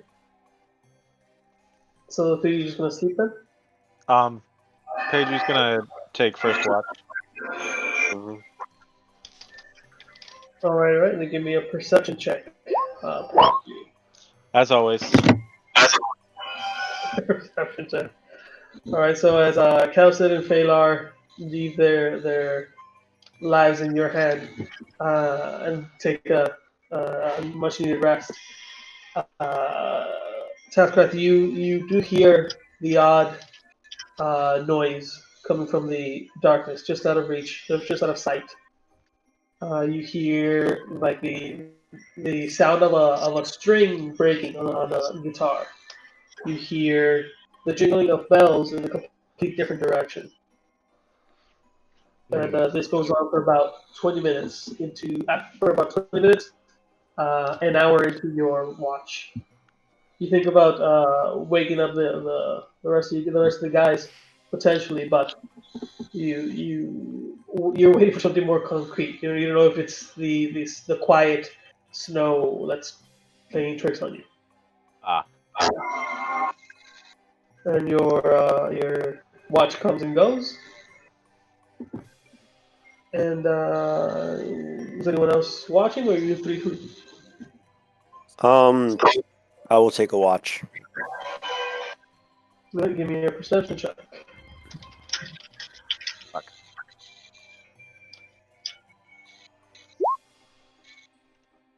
I knew it.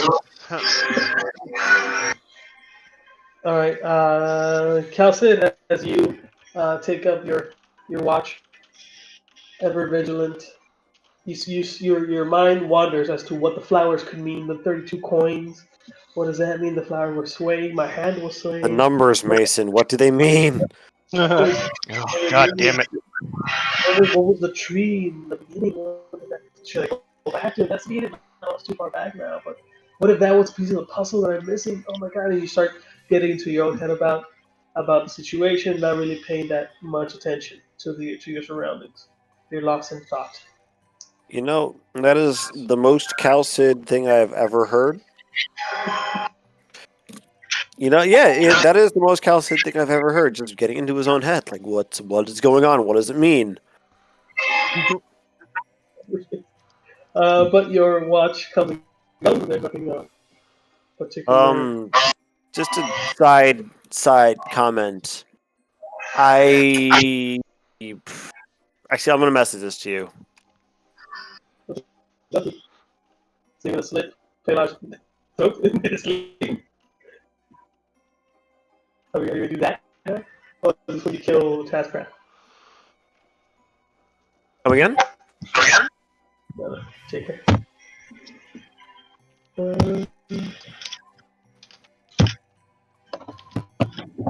Alright, so your watch comes and goes.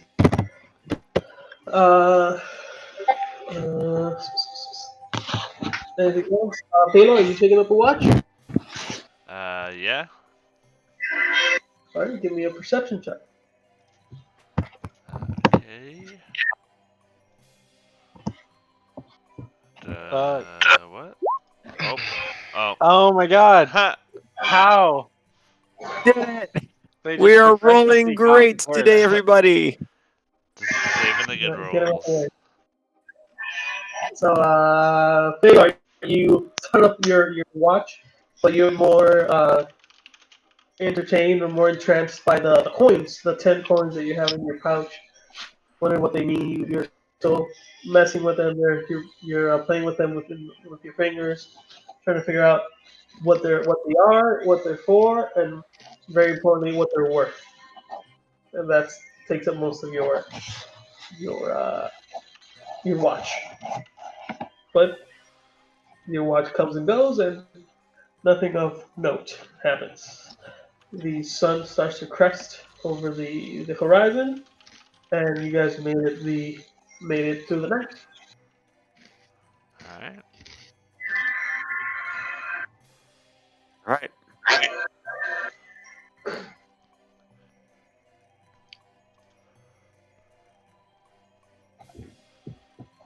Are we waking up yet, or? Yeah, you guys around the way. Oh, actually, Taskcraft, give me a wisdom saving throw. I'm so fucking mad. Hey. Hey.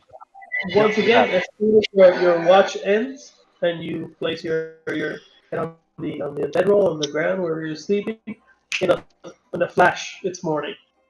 Oh my You have god. a dreamless sleep. Oh, I can't believe both of those have been nat 20s. That's Neither- I think my favorite part about this entire game. All right, you guys wake up, start packing up your stuff. It was a cold night, but you managed to stay warm enough to avoid any sort of sickness or any adverse effect. As you pick up your horses, you do notice as you guys start to ride out of the clearing you guys made, all around you are footprints, small footprints. Seems to be tiny from one creature, one individual, one thing that seemingly was walking around the outskirts of the area you cleared. I am going to instantly take a look through my pouch and see if everything is in there. You look through your things, make sure your books, your items, your components are there, and as you look through the pouch of the Jester coins, only one remains. Oh. So everything is there except for the Jester coins. Yes, you have one coin remaining, one coin in the pouch. The rest are not there.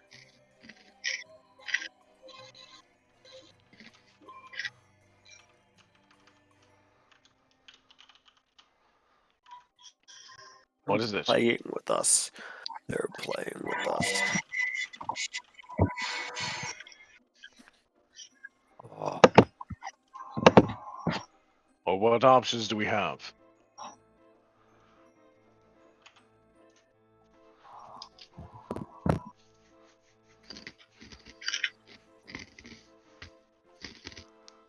Oh, music change. Even more concerning. Oh my gosh.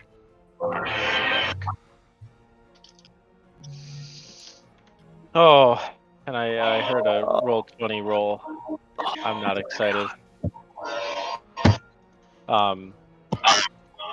Adri has everything packed up.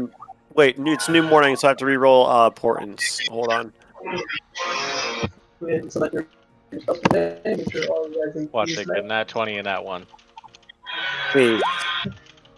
Oh, yeah, average. 13. Just one less. Hey, 15. Actually, those are useful. So it's one less and one more, respectively, of what I rolled the previous day. Nice. All right, cool. Nameless. Nameless got the boots with the fur. Dude. Well, he said they're like heavy duty breeds, Yeah, no. right? So I want like the most fabulous Clydesdale there is. Yeah, that one's got the mine probably has the baggy sweatpants, $3 with the strap. Adri turns around and gives that big booty a slap. Hey. Um, You hit the flow. Great Next job. thing you know, Notice the Shorty got lower. Low. Low. Baggy sweatpants. Okay, alright. Sorry, Silver. It's fun. That's the point. It's fun. I am so tense. I'm so tense right now.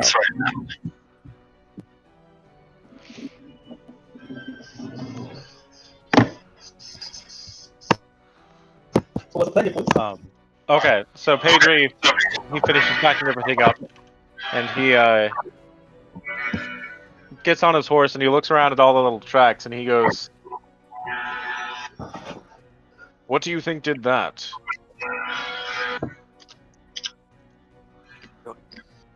What kind of tracks Coins. were they again? They're tiny footprints. Some How sort tiny? They are, what can I say? They are bipedal. They are not that far apart from each other, so whatever this is has short legs. They have 5 toes. They seem human or humanoid, and they're small. I would say child-sized. Oh, great. Shit. I literally felt. Do they just appear, or do they come from somewhere? As you try to take a moment to inspect, give me a survival check. Jeez, I am. Man, this is playing with my head, and I don't like that.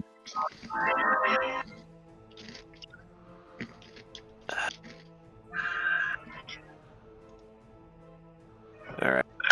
I said survival, right?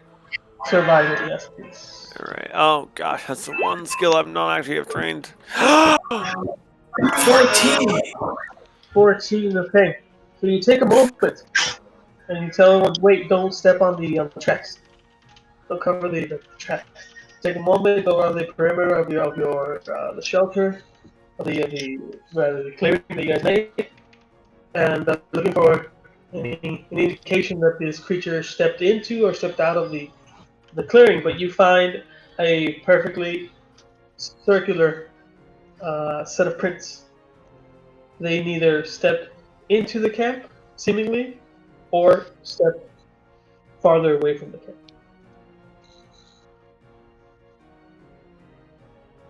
And they trail right on the edge, right on the border of your shelter, right on the uneven border, perfectly encasing you guys.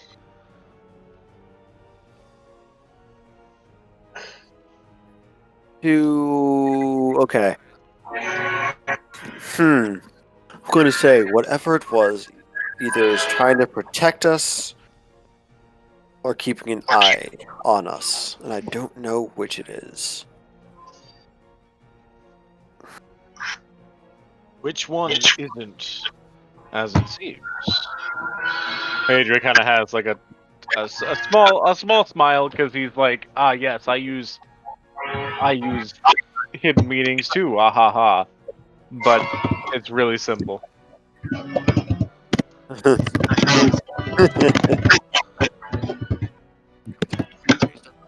Wait, what did he just say? I'll be honest, with all the tapping, I forgot.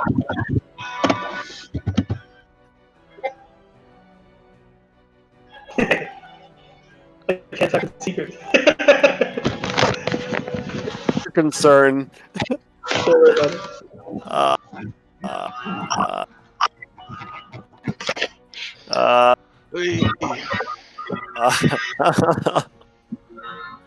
oh no, we're dead. Well, I'm going to take a look at the last remaining coin and just kind of hold it up to everybody and just say, "All right, this is all we have left." Phalar, do you still have your coins? Do I still have them? You look to your pouch and you have one coin remaining. I have one. Yeah, you have one. Okay. Uh, I just like pat my pockets. I'm like, well, I guess I just have one. Oh, that's a 2 coin. That's a start. That's a start. I am so scared. I feel like something that's Oh. gonna happen to me because I don't have one of those. I don't. Have you checked your? I'm going to look at Taskcraft. Taskcraft, have you checked your belongings yet? And Pedro just kind of like looks confusedly and then looks through his bags and stuff. As you look through your bags, you find a pouch that wasn't there before. And he just kind of like, the moment that he sees it, his hand just goes, and he looks up at Kelsid and looks back down at the pouch and says, "Did you put that there?" No. Fair enough. And then he sticks his hand into it. Oh no. You feel the jingle jangle of coins. Coins, plural. Oh, Okay. Pedro dear looks God. into the pouch. You see a bunch of the coins that Calced is holding up. Taskcraft, I have a question Okay. for you. How many are there in there? Take a moment to count them. 40. 40? Taskcraft, Yes. how? I heard a little jingle in there. You wouldn't happen to have any coins on you, would you? I didn't have any coins. How many? Quite a few. How many? 40.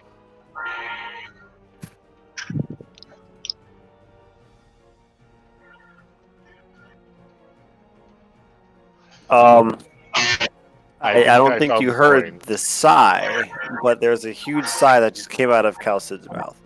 And he kind of just stops, looks at him, and says, "You seem an honest man. You don't strike me as the kind to take from others, especially those that we are starting to learn to trust. I'm going to trust you today. But I feel like this is either a setup or you are trying to play us all. For like I said, for now, I will trust you. I'm going to just climb on my horse and attempt to not say a word anymore."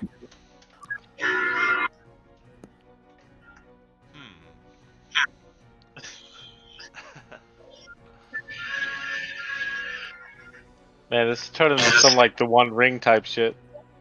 The 42 coins. Speaking God of damn it. rings, am I attuned to this one yet? Oh, yeah, you Did should you be, take right? Well, yeah, you would be able to. One ring to rule. Oh goddamn, there is One Ring. Yeah. Okay, yeah. Pedro gets on his horse and follows Kelsid. Yeah, I'm gonna do that. Okay. We probably don't have much time to save your friend. Oh shit. Shades being thrown. Yeah, you guys get on your horses and continue down the path. You've been traveling 10 hours, so you have around 8 left, judging by the map.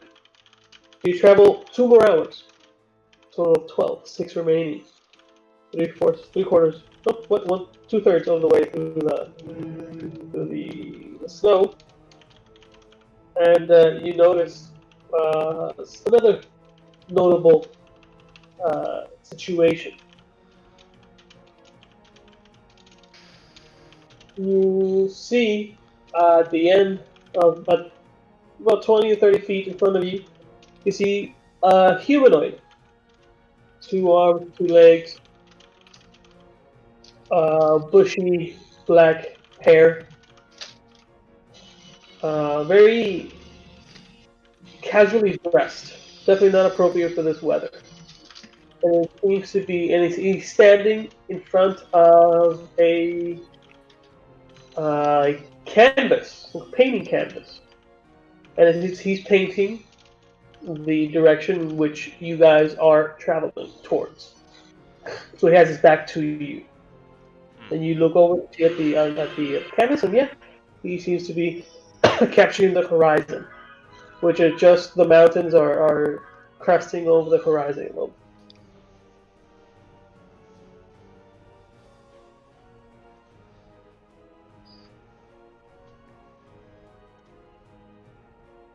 Pedri slowly but surely he kind of like starts to unsheath his sword.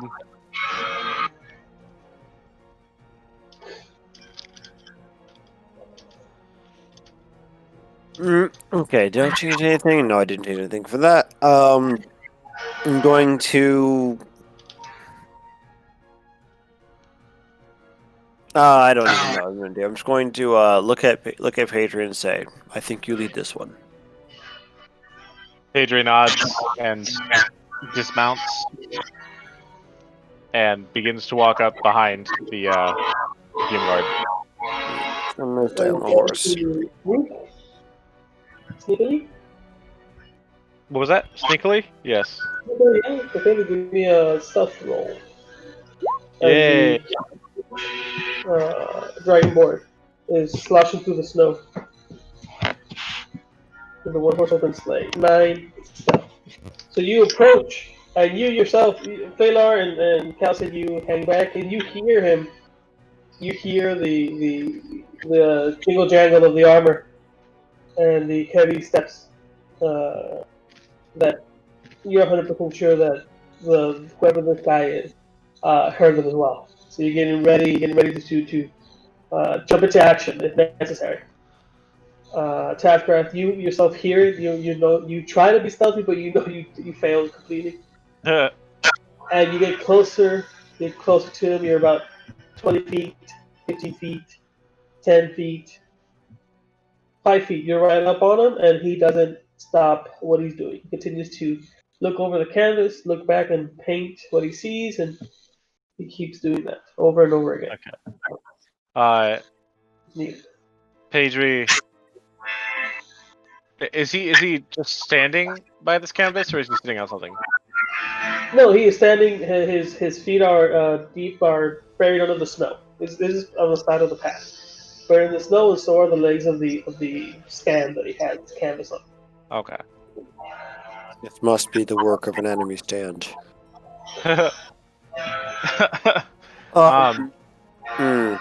Pedri gently taps the person's leg with the flat of his blade, and he goes, "Excuse me."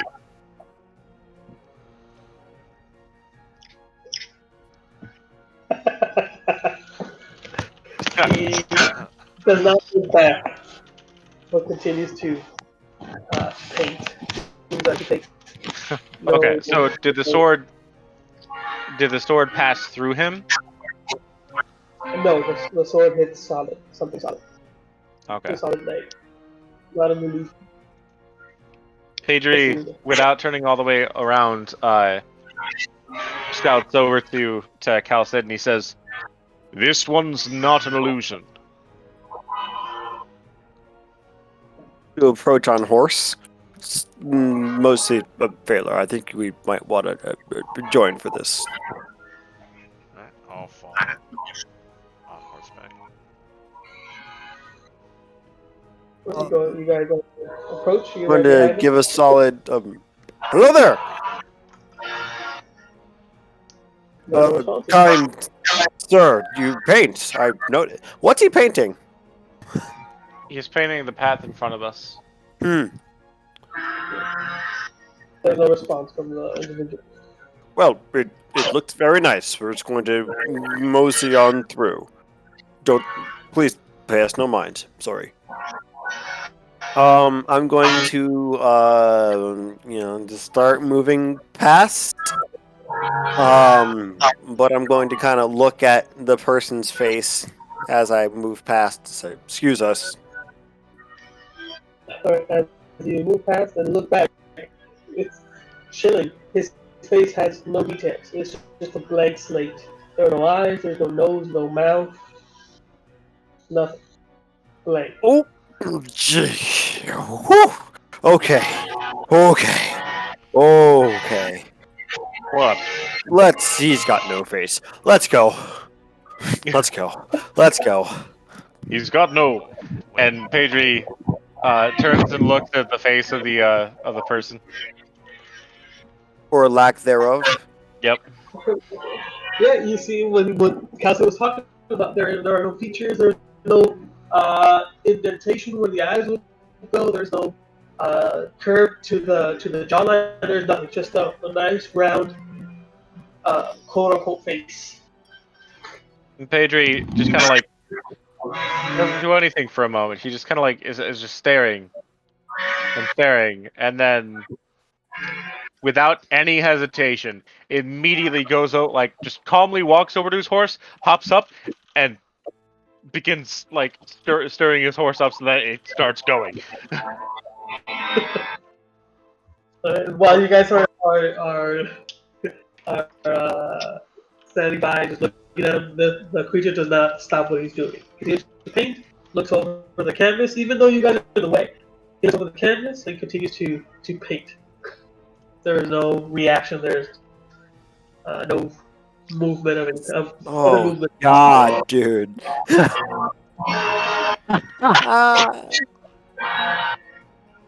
That's accurate.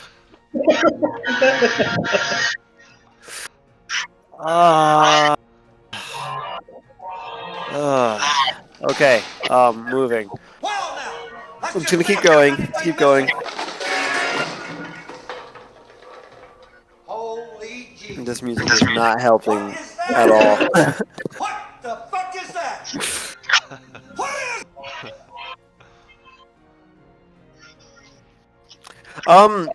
is Just keep going. Just keep going straight down the path. That's it. Calcid just keeps turning backwards, and it's like a train wreck. You can't stop looking away from weird, quote unquote, person's face. Yeah, I think he's still there up until he moves in the horizon. You occasionally see him peer over the canvas, which freaks you out a little bit, but he does it enough for it to be a pattern, not out of place for whatever this thing is. Is there a pattern to which he does it that happens to be 4 strokes of paint and then 2 looks over, and then another 4 strokes of paint, silver? Let's go back and study him a little bit more. Are there 10 brushes and 10 colors? I don't know. Go check. No.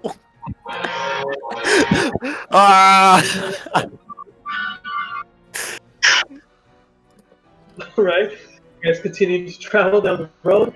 You've traveled 12 hours. You've traveled 15 hours so far. 5 hours total this day. So you should be 3 hours away.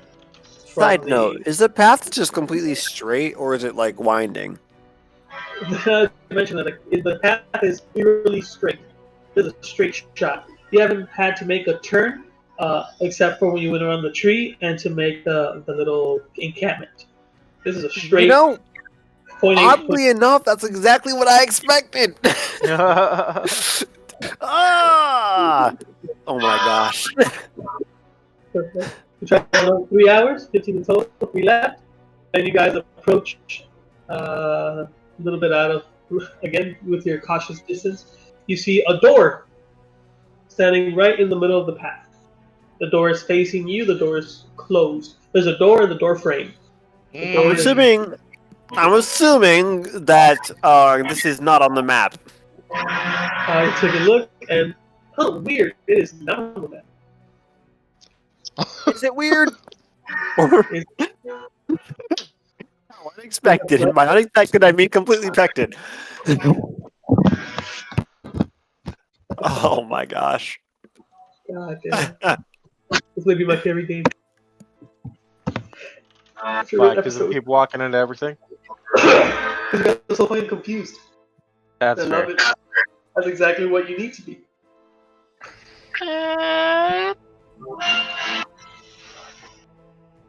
Alrighty, so there's a door. You guys are about 30 feet away from it. So simple wooden door with a brass doorknob.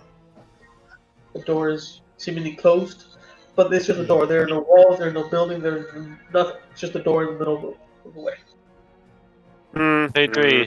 Adri sighs, and then he looks over at Cal and says, I mean, I know she said not to trust anything and that nothing is as it seems. But what if this is the test? What, trust the door? Who knows? It's a 50-50. Let me know when you.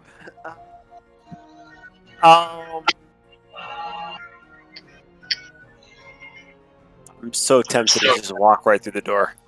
Yeah, that's kind of where Pager's at now, too. Is it like a wood-framed door, or what's it made out of?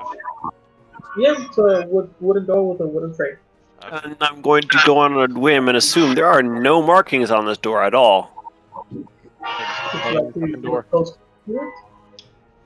Mm-hmm. Right? Give me an investigation check. Yay, secret markings. Hey! Hey, That's not a horrible roll, guy. So you gingerly walk to the door, get off your horse, look around it. You peer your head around the door, and so there's nothing on the other side, just the other side of the door. You put your hand across either side. There's no resistance. There's nothing. You try to put your hand above the door frame. Again, nothing. There are no strings. There's nothing seemingly odd about this door until you start inspecting the door itself. You look at the door frame. You look at the material the door is made of, and you notice on the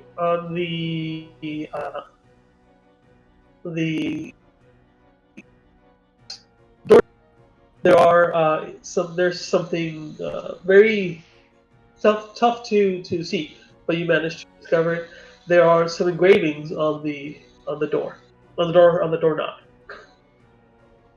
Hmm. They are numbers.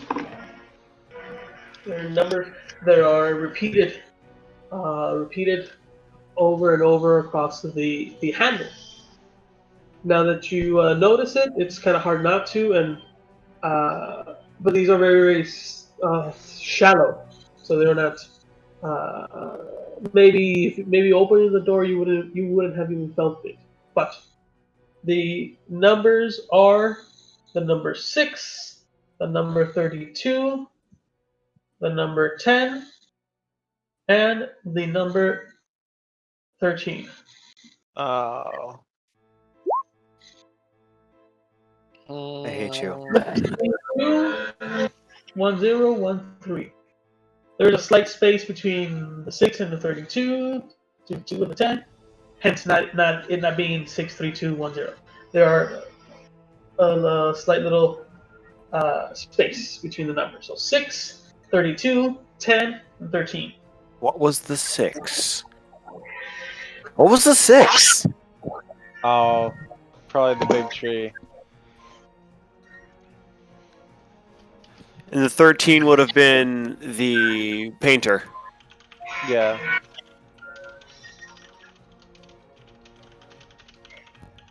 Hmm.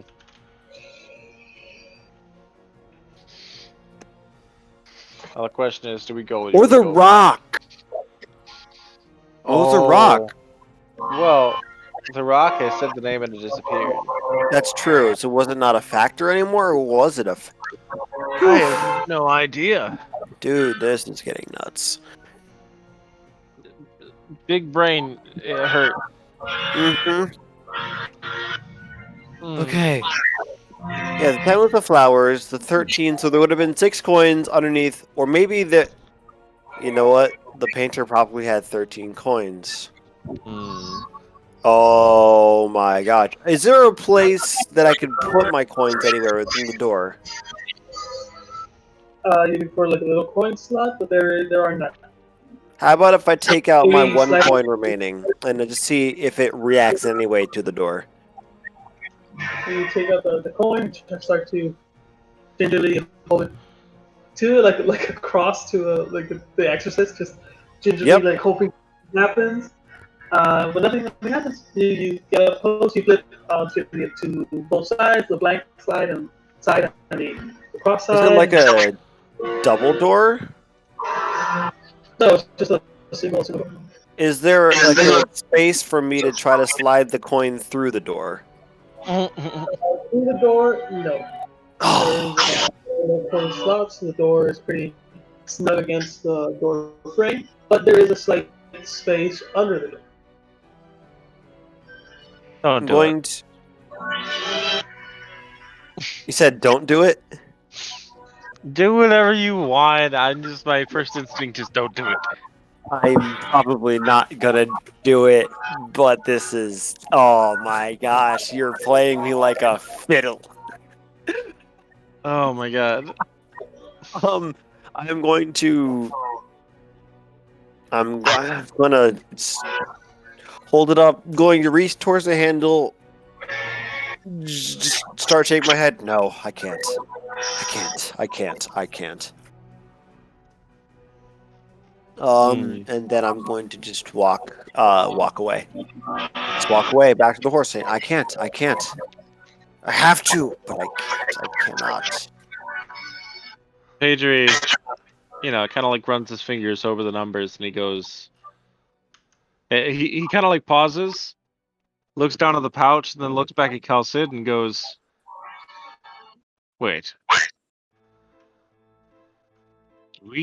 did we miss something?" Clearly, we missed something. There, we went around the tree, and the tree was clearly part of whatever foolish game these guys were playing. The painter with no face, he was part of the game too. I don't know how it fits in, but it was part of the game. There's 13, probably 13 things we're missing. I don't know where. Can we even open up the door? I doubt we can. Pedri puts a hand on Calcid's shoulder, just to touch kind of me right now. Sorry. Jesus. Pedri. Yeah, just Pedri attempts just to taking a lock long eyes drink. with him, and goes. If we You see him breathing, sorry. taking deep breaths slowly. It's Yeah. like, I need to solve this. And oddly enough, that doesn't sound like Calcid saying it at all. Like the voice he's like, I need to solve this right now. Just very clear, more clear than you've ever heard him ever speak in his life. Yeah.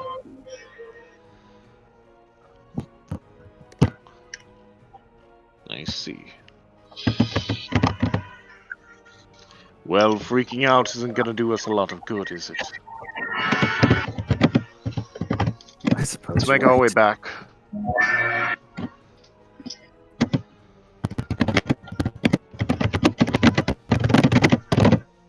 The furious typing is scaring me though. Yeah, I know. Oh, Was So that- Pedri's gonna attempt to go back to the painter. That's an hour behind, isn't it? Is it? 3 hours behind. It is 3 hours behind. Oh dear. Yeah, never there's no mind. way.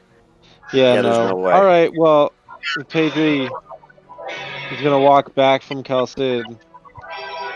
And he's gonna count out. What's the first number is 6, right? Yep. So Pedri takes 6 of the coins out, and he hands the pouch of the other 34 coins. He hands them to Phalar. Wait, And so what? he has. Yeah. I'm roping you into this, bud. So he hands him the remaining coins that are in the pouch as he holds the 6 in his hand, and he just looks at the door, looks it up and down, and then tries to open it. Open the door. I try. All right. So you put your hand on the doorknob, turn it ever so slightly, and the door does open. Oh. And it's a push door. Oh. That's slightly cracked open. Would you like to push it all the way? Yeah. Is he's taking a step back from everything, but he's definitely just like staring at you guys right now. All right. So Always you push check if the door is locked. the door open, and it opens to seemingly the path you guys are on, but it's slightly different. You can't quite place your finger on it. I mean, there's snow on either side. The path is along the middle. What? You don't understand.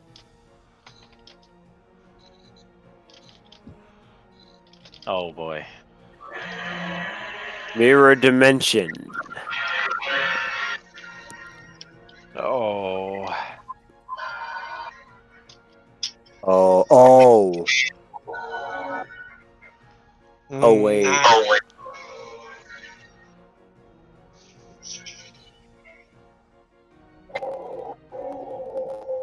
I'm scared.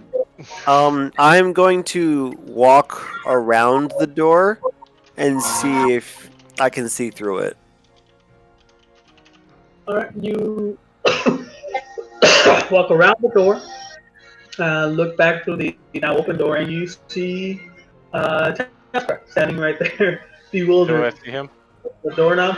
But Taskcraft, you do not see Kelsey through the It's door. exactly as I thought.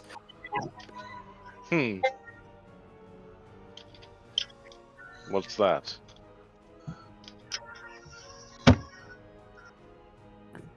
I'm looking. I was going to look at Carlson and see. Oh, see, look, turns out to be nothing.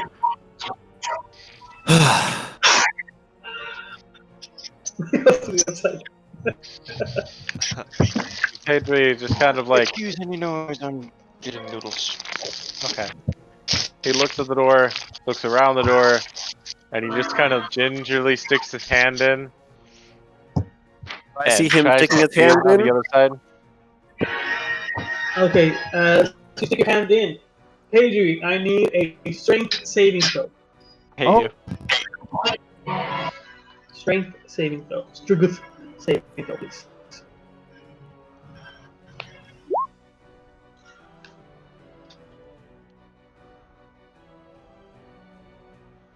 Alright.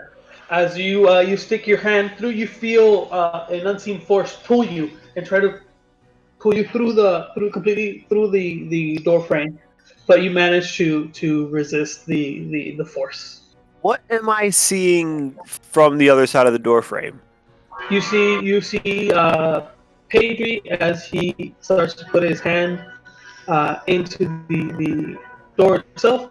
The hand starts to disappear. As the fingers pass through the palm, the wrist, it's just like a black void, where like you would expect blood or gore. It's just black.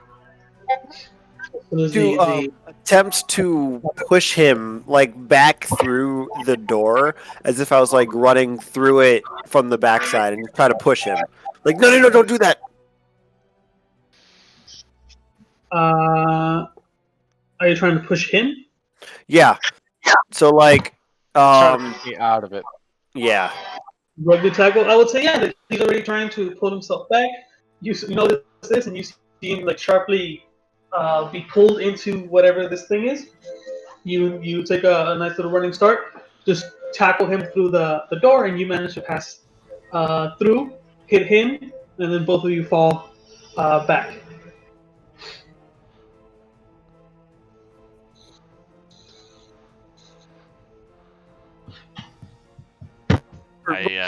Dealing with here. I brought up closer on Nameless. I'm like, what just happened? Because I was just there watching, and then it was like, what the fuck? You didn't see me. You wouldn't have seen me come through the door. You would have seen, yeah. Both Catcraft and Baylor just. Well, Baylor saw you a little bit because he's a little elevated forward to one side. Catcraft did not see you at all until you tackled him through the abyss or whatever the hell this thing is. He just appeared out of nowhere. From his perspective, knocked him down. But Phalar, you did notice him, Kelsey get a running start and then appear through this side of the door.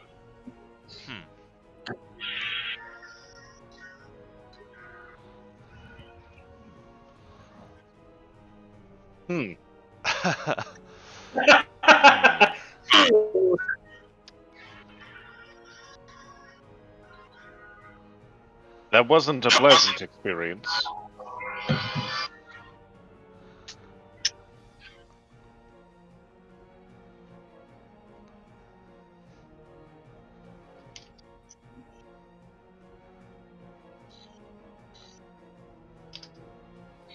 I'm sorry.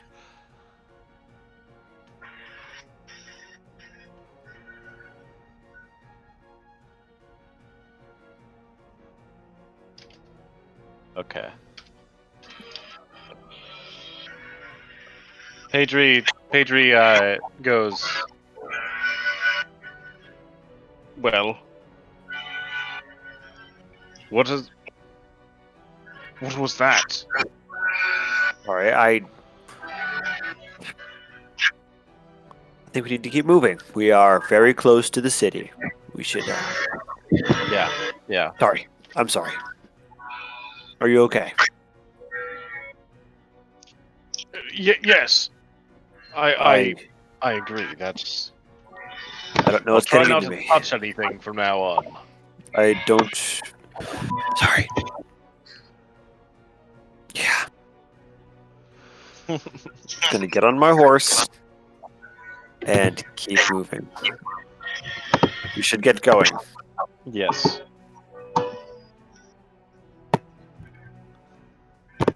Alright, so you guys leave the door open, not wanting to touch it again. Get on your horses and ride around it. And continue your path down the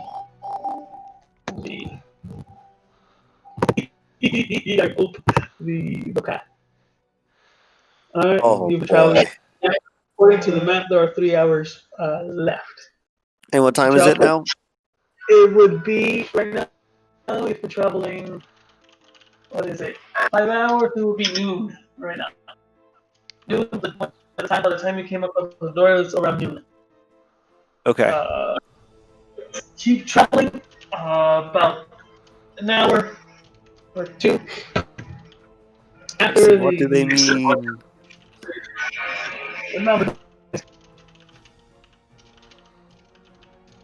Right, you come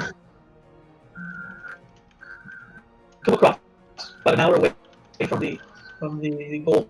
I would say, according to the map, an hour away from Krapta.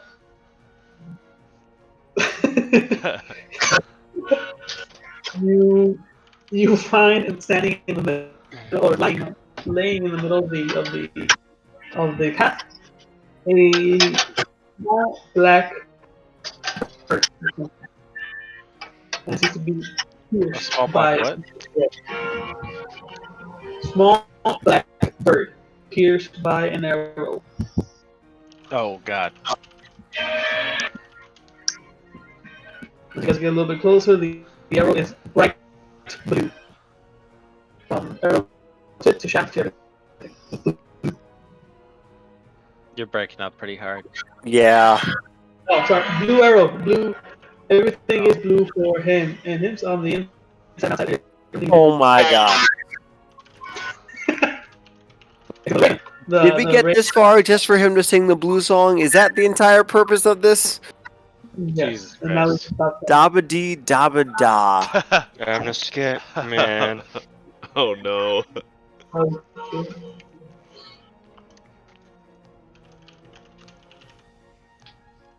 Is this gonna be a thing where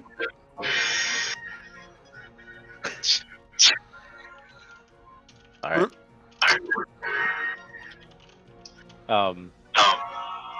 Phaedry looks at it and his eyes kind of like widen and he turns to Calcid and he goes, I don't know what it means, but it's either a trick or some sort of omen. Okay, so we saw blackbird and blue arrows, you said?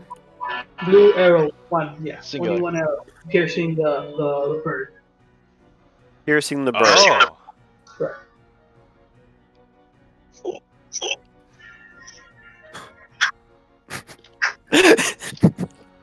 How many feathers are on the arrow?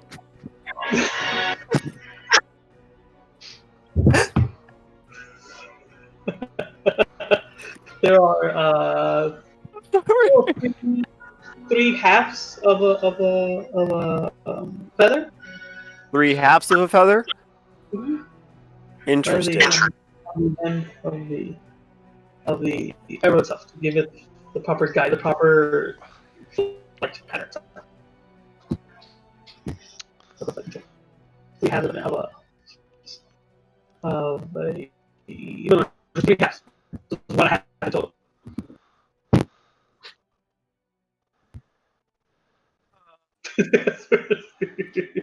All right, okay, 6. 3 halves. 3 halves. No. Oh my god. 3 halves. Keep this up and Phaedry's just gonna throw the bag of coins. At this point, Cal is. You probably, if you ever get close enough to Cal, you probably hear him just muttering under his breath 6, 32, 10, 13. Yeah. This is You like that, constantly. This is the number 13 with Jim Carrey. 23. Numbers, Mason. What do they mean?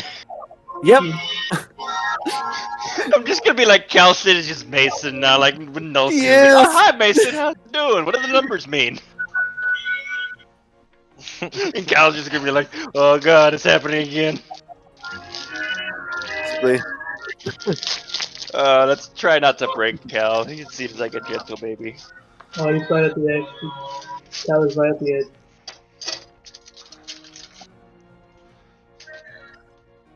Do we have sanity meters? Do we have sanity meters? Should we have sanity meters?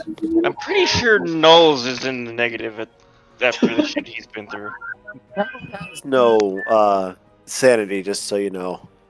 No, he doesn't. He broke a long time ago. A long, long time ago. I think the faceless painter broke Cal. Yeah, you get used to it.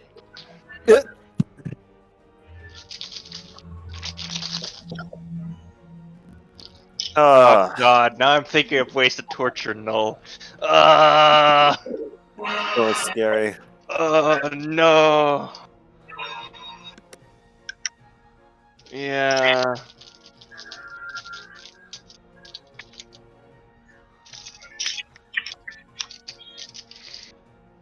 So, let's send the dead. I'm going to just try to poke it. Just going to try to poke it, I guess. With my quarter Like staff, I'm poke it. surprised Calcid didn't like be like, oh, that's fascinating, and try to touch the painter's face. Well, I think under normal circumstances, Cal would have, but like these are Yes. not normal circumstances. There's a lot that we don't know about Cal at this moment. That this is actually messing with Cal a little bit more than I'd like to admit. And as you poke the bird, Oh jeez.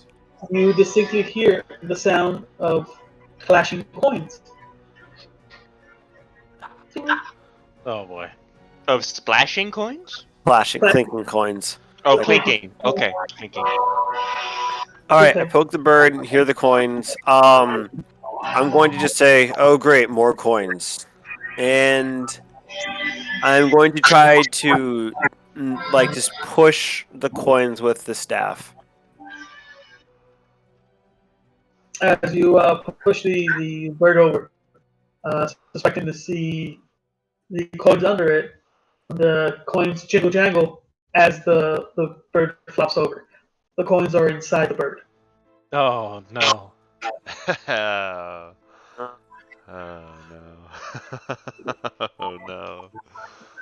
And now that you guys are close to it, you can see it is a raven. Oh fuck. More. Okay.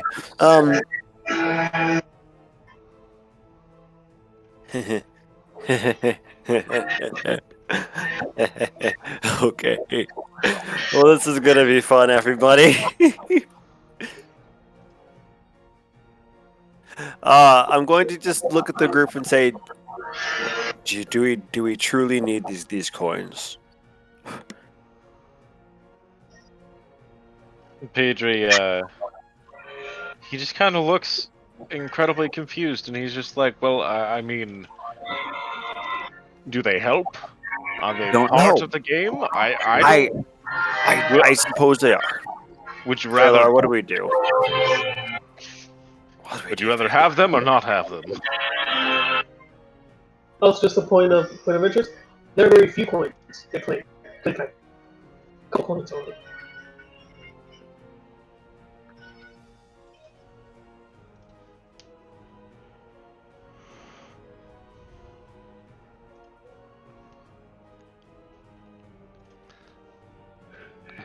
I mean, I'm down to keep at least one, but that's just me. I'm going to give it a forceful smack this time, the bird, and see does it bust apart? Smack the bird. Yes. Oh my god. You smack the bird forcefully. So there's some blood and gore that comes out of both the raven's mouth, the hole made by the arrow, and the new hole that you made by smacking it in the heart. Oh dear. And you the jiggle jangle of the coins, but none of them fly out. Jeez, those in the pinata.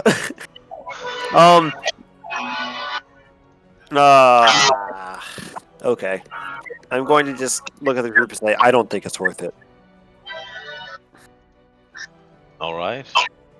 Yeah, I mean, Unless- I'm not really unless keen on this touching is- it, so Yep. Okay, let's go. Let's go. We need to go. We need to get out of here. We yeah, need to. we're almost there. I think we just kind of ignore these things and just focus on the trail. Might be the best plan. All right. Let's go. I agree. Alrighty, you guys saddle back up. It is now whatever noon. So 2 in the afternoon, approaching 3. As you are an hour away from the Krepta, according to the map. Interjection. May I chat for a little bit as we're kind of walking or riding down the trail? With me or With you guys? not with you, just with the group. Alright, then go ahead and chat. All right, so I'm just going to What do you just guys- mosey up to everybody, or just kind of get in the middle of everybody and say, like, I'm terribly sorry. This is affecting me deeply. I assume we found that out.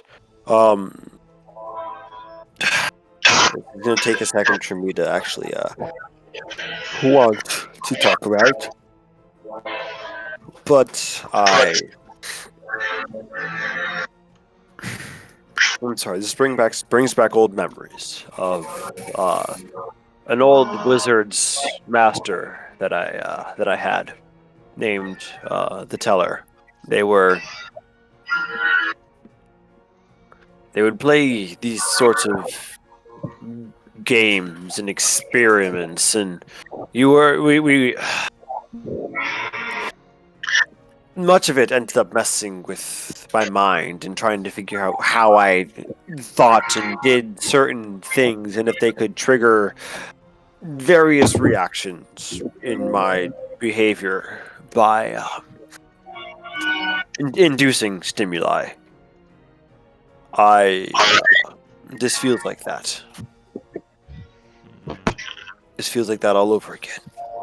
And I'm sorry. It's not what I intend, but understand that this is my mindset right now. I'm sorry. I understand. Yeah, it's fine. I understand as well. You have no need to apologize.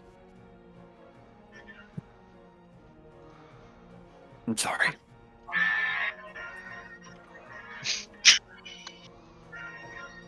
He's just not going to say anything for the rest of how long we can go. Yeah, let's continue going.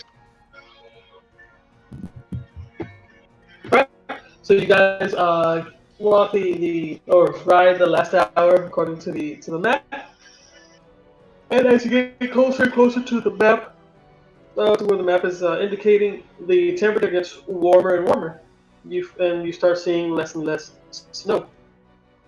It's to the point where it feels like a summer's day. Kind of overdressed, just accordingly your clothing, your scarves, your hats, your gloves, and whatnot. Because it is a hot summer's day. We're kind of up here. And as you get closer and closer, you start to see the outlines of buildings. Buildings right at the outskirts of what seemingly is Krypta. These buildings are between 1 and 2 stories. They are made of stone and wood. They seem to be, at one time, they were very, very well made.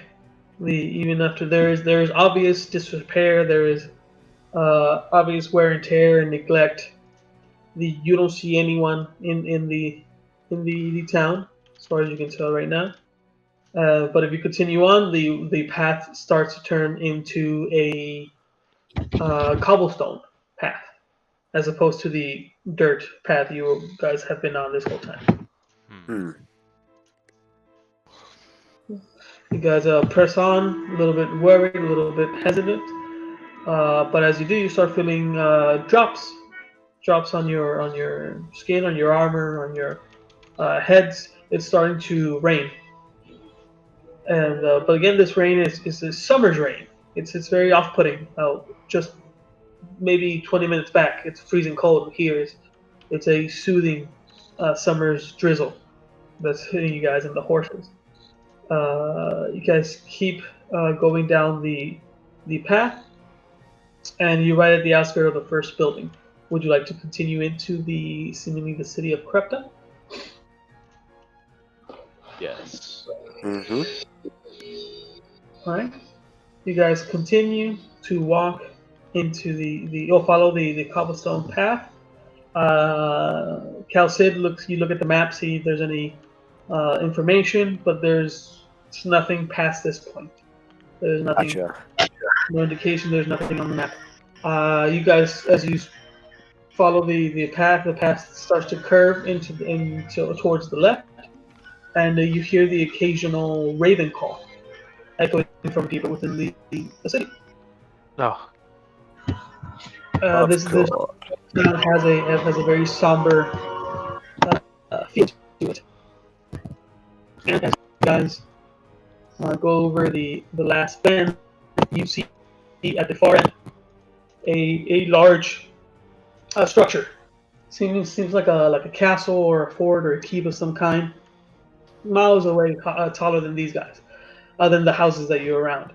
It's maybe 300 to 400 feet from where you guys are, but it is situated on top of a hill, so it does overlook the whole town itself.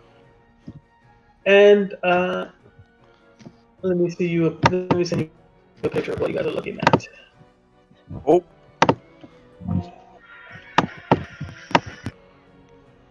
The first thing that catches your eye is the tower at the far end. What is this? That is taken in. Your eyes immediately dart to the right, where you see a humanoid creature strung up. His ankles tied together and his arms tied across the beams. Jesus fucking Christ! It's old Yarnum.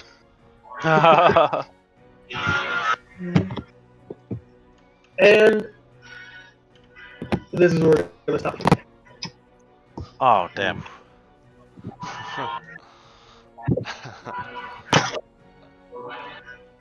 Welcome to Jesus Christ. Later. What? what was that? You made it to Krepka. Congratulations. Jeez, Oh, I am not sure if we were ever going to actually get there. I was fully expecting to see the tree again. What fun is a game without players? That's fair.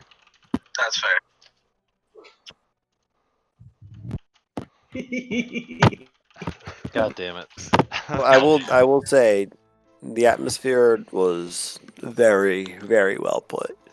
100%. Yeah. I mean, I'm not a huge horror fan. I'm slightly creeped out, but like, I know that in character, just because of the trauma Cal's gone through, like this is definitely like pinging him. Like, okay, not good, not good, not good. But man, horse. Yes. Yes. That's great. That's great.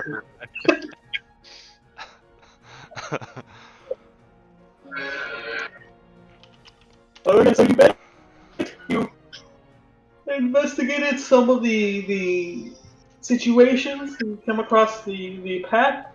Others you went around. Others you ignored. We'll have to see how that plays out. Yeah. So, upon entering the city, everybody take 32 damage 6 times. Yeah.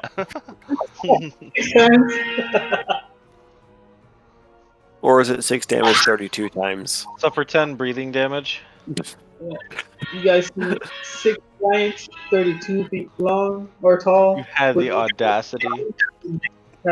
Holding 15 greatswords. There you go. Everybody. For initiative. Yep. I rolled a 13 for initiative. Wait, you said we needed to roll initiative? No, that was J. Kane. Don't worry about it. Oh, sorry. We're not dying yet. I'm Yes. like, I am so fucking tired. I don't even know what to do. Yeah. I'm sorry if that came through in my gameplay. No, it's all right, dude. It's all right. Alright, so next week, guys, we're probably gonna be off for next week. Probably gonna be off. Okay. Okay. We'll be off next week, so we'll come back on Saturday the 16th of January. I just want to give you another week to bask think. in the confusion. To think, what do the numbers mean? 6, 32, 10, 13. What do they mean? Are they all? Okay. Did we skip some numbers? All right. What? Yeah. You know, part of me wonders what would have happened if we had gone through the stinking door. Yeah. Because I legitimately wanted to, but then I was like, this is going to be a horrible idea if we actually decided to go through it. It legit if Nameless reminded wouldn't have- me of. Sorry. I was gonna say if the horse didn't fit through the door, I wasn't gonna go through. God, I fucking hate you so much. Nameless MVP. Man. All right, so just like last week, a little decompression session. Let's talking. What is the name of the Critical Role show? Talking. Vox Machina. Vox Machina. Is it not the show where they talk about it? Yeah, Afterwards? they do it like a couple of days later, and they take questions from Twitter, but no one has a Twitter. Or at least we don't have a show Twitter. Let me ask one. Hey, Matt. What do you want to know about our D&D game?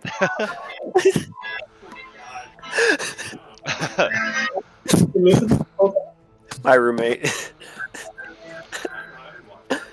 Yeah, he hasn't watched our VOD, so he's behind. Yeah. Check him out. Not too fans. Yeah, he's completed our low percent playthrough of watching. the slow run, as I like to call it. Right, what about you guys? I can't believe the shit that happens with you guys when I'm not around. Just growing face first through illusionary flowers and shit. I'm just like, am I the parent? Am I the 4-8 parent of the group? Yes, sir. That's Oh, yes. shit. That is what happened. Now that you mention it. Oh god, the parent has disappeared. What are we gonna do?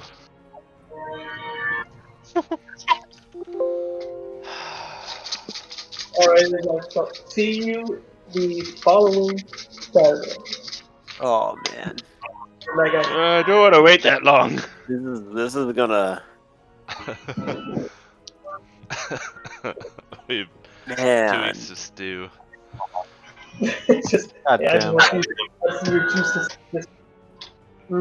That delicious confusion. Mm. Keep me young. Blues, man.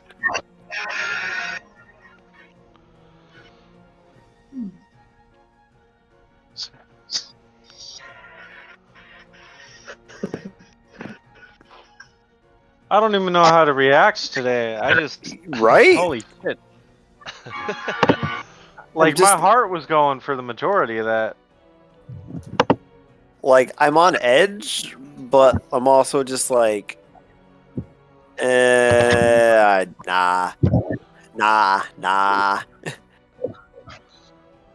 Like after a while, it felt like everything was like, okay, everything here seems non-lethal for the moment, Yeah, for Yeah. now. but What? like, What? yeah, after the footprints around the campsite, I was like, okay, that's it, we're done. Yeah. Yeah, that was I think the turning point for Cal. It's like, okay, nope, this is nope, we're done. Yep. Imagine if you guys have rolled high perception. Yeah. Which I wonder- scares me. I wonder who would have seen it and how they would have. What would have happened if I would have failed my wisdom saves? TBD. I'm not gonna tell you that. God I damn think it. that there's still a possibility of that happening, which is the scary part. The furious typing also scares me, and I'm hoping that like it's gonna turn out to be Nola and Kisa and just like bust through a building, like get in losers. We're gonna go kill some clowns. Sometimes I have to give the Matt Mercer whispers through Discord, so I can't. Matt Mercer whispers. Jesus Oh Christ. boy. Yeah, man, that was I gotta say that was as frustrating as the session ended up being. That was a good session. Oh wait, hold on. Hey Tim, what do you want to know about our D&D game? What do you want to know about our D&D game? Yeah. I'm playing a half wizard, half bard. We've got a Inquisitor Rogue 5. What's your custom class called? No. Puppet Master. a puppet master with like a cool like string puppet guy. We've also got a Vengeance Paladin 5. It's great. And a Minotaur? We have no Minotaurs. Dang it! At least he's He honest. doesn't care that we don't have a Minotaur. Next game. Next game Wait a will be a minute. lion person. Actually, technically, yes. Well, yeah, technically, yeah. Technically, yes, I'm playing a Minotaur.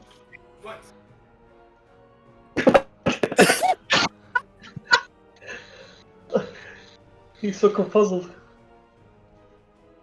Say that will become one with nameless. We have a horse. We have 3 We have- horses. We 2 have of them are 3 named. of them, yeah. One of them is potential horse meat, I think. That was God lunch. damn it.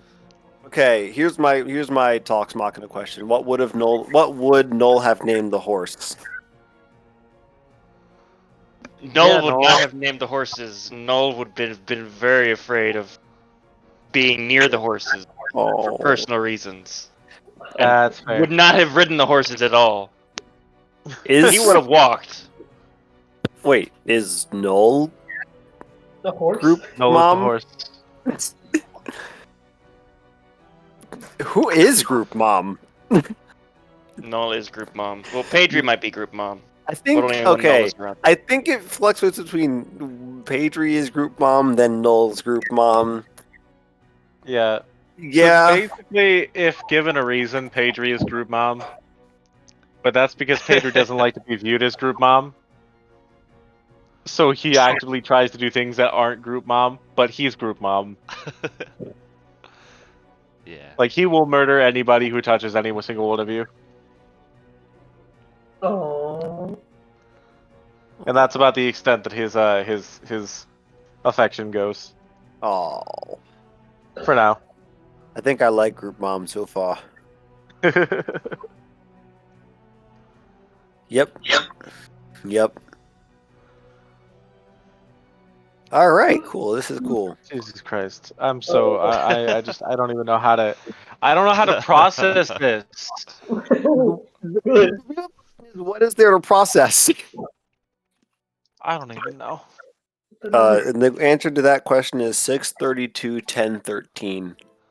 What do the numbers mean, Mason? Hmm. It kills Kennedy. Are those all the numbers? Mayhaps. Huh. Mayhaps. I think I'm allergic to the numbers. Oh wait, no, it's just math. Alright guys, so I'm gonna head out. See you Alright. guys in 2 weeks time.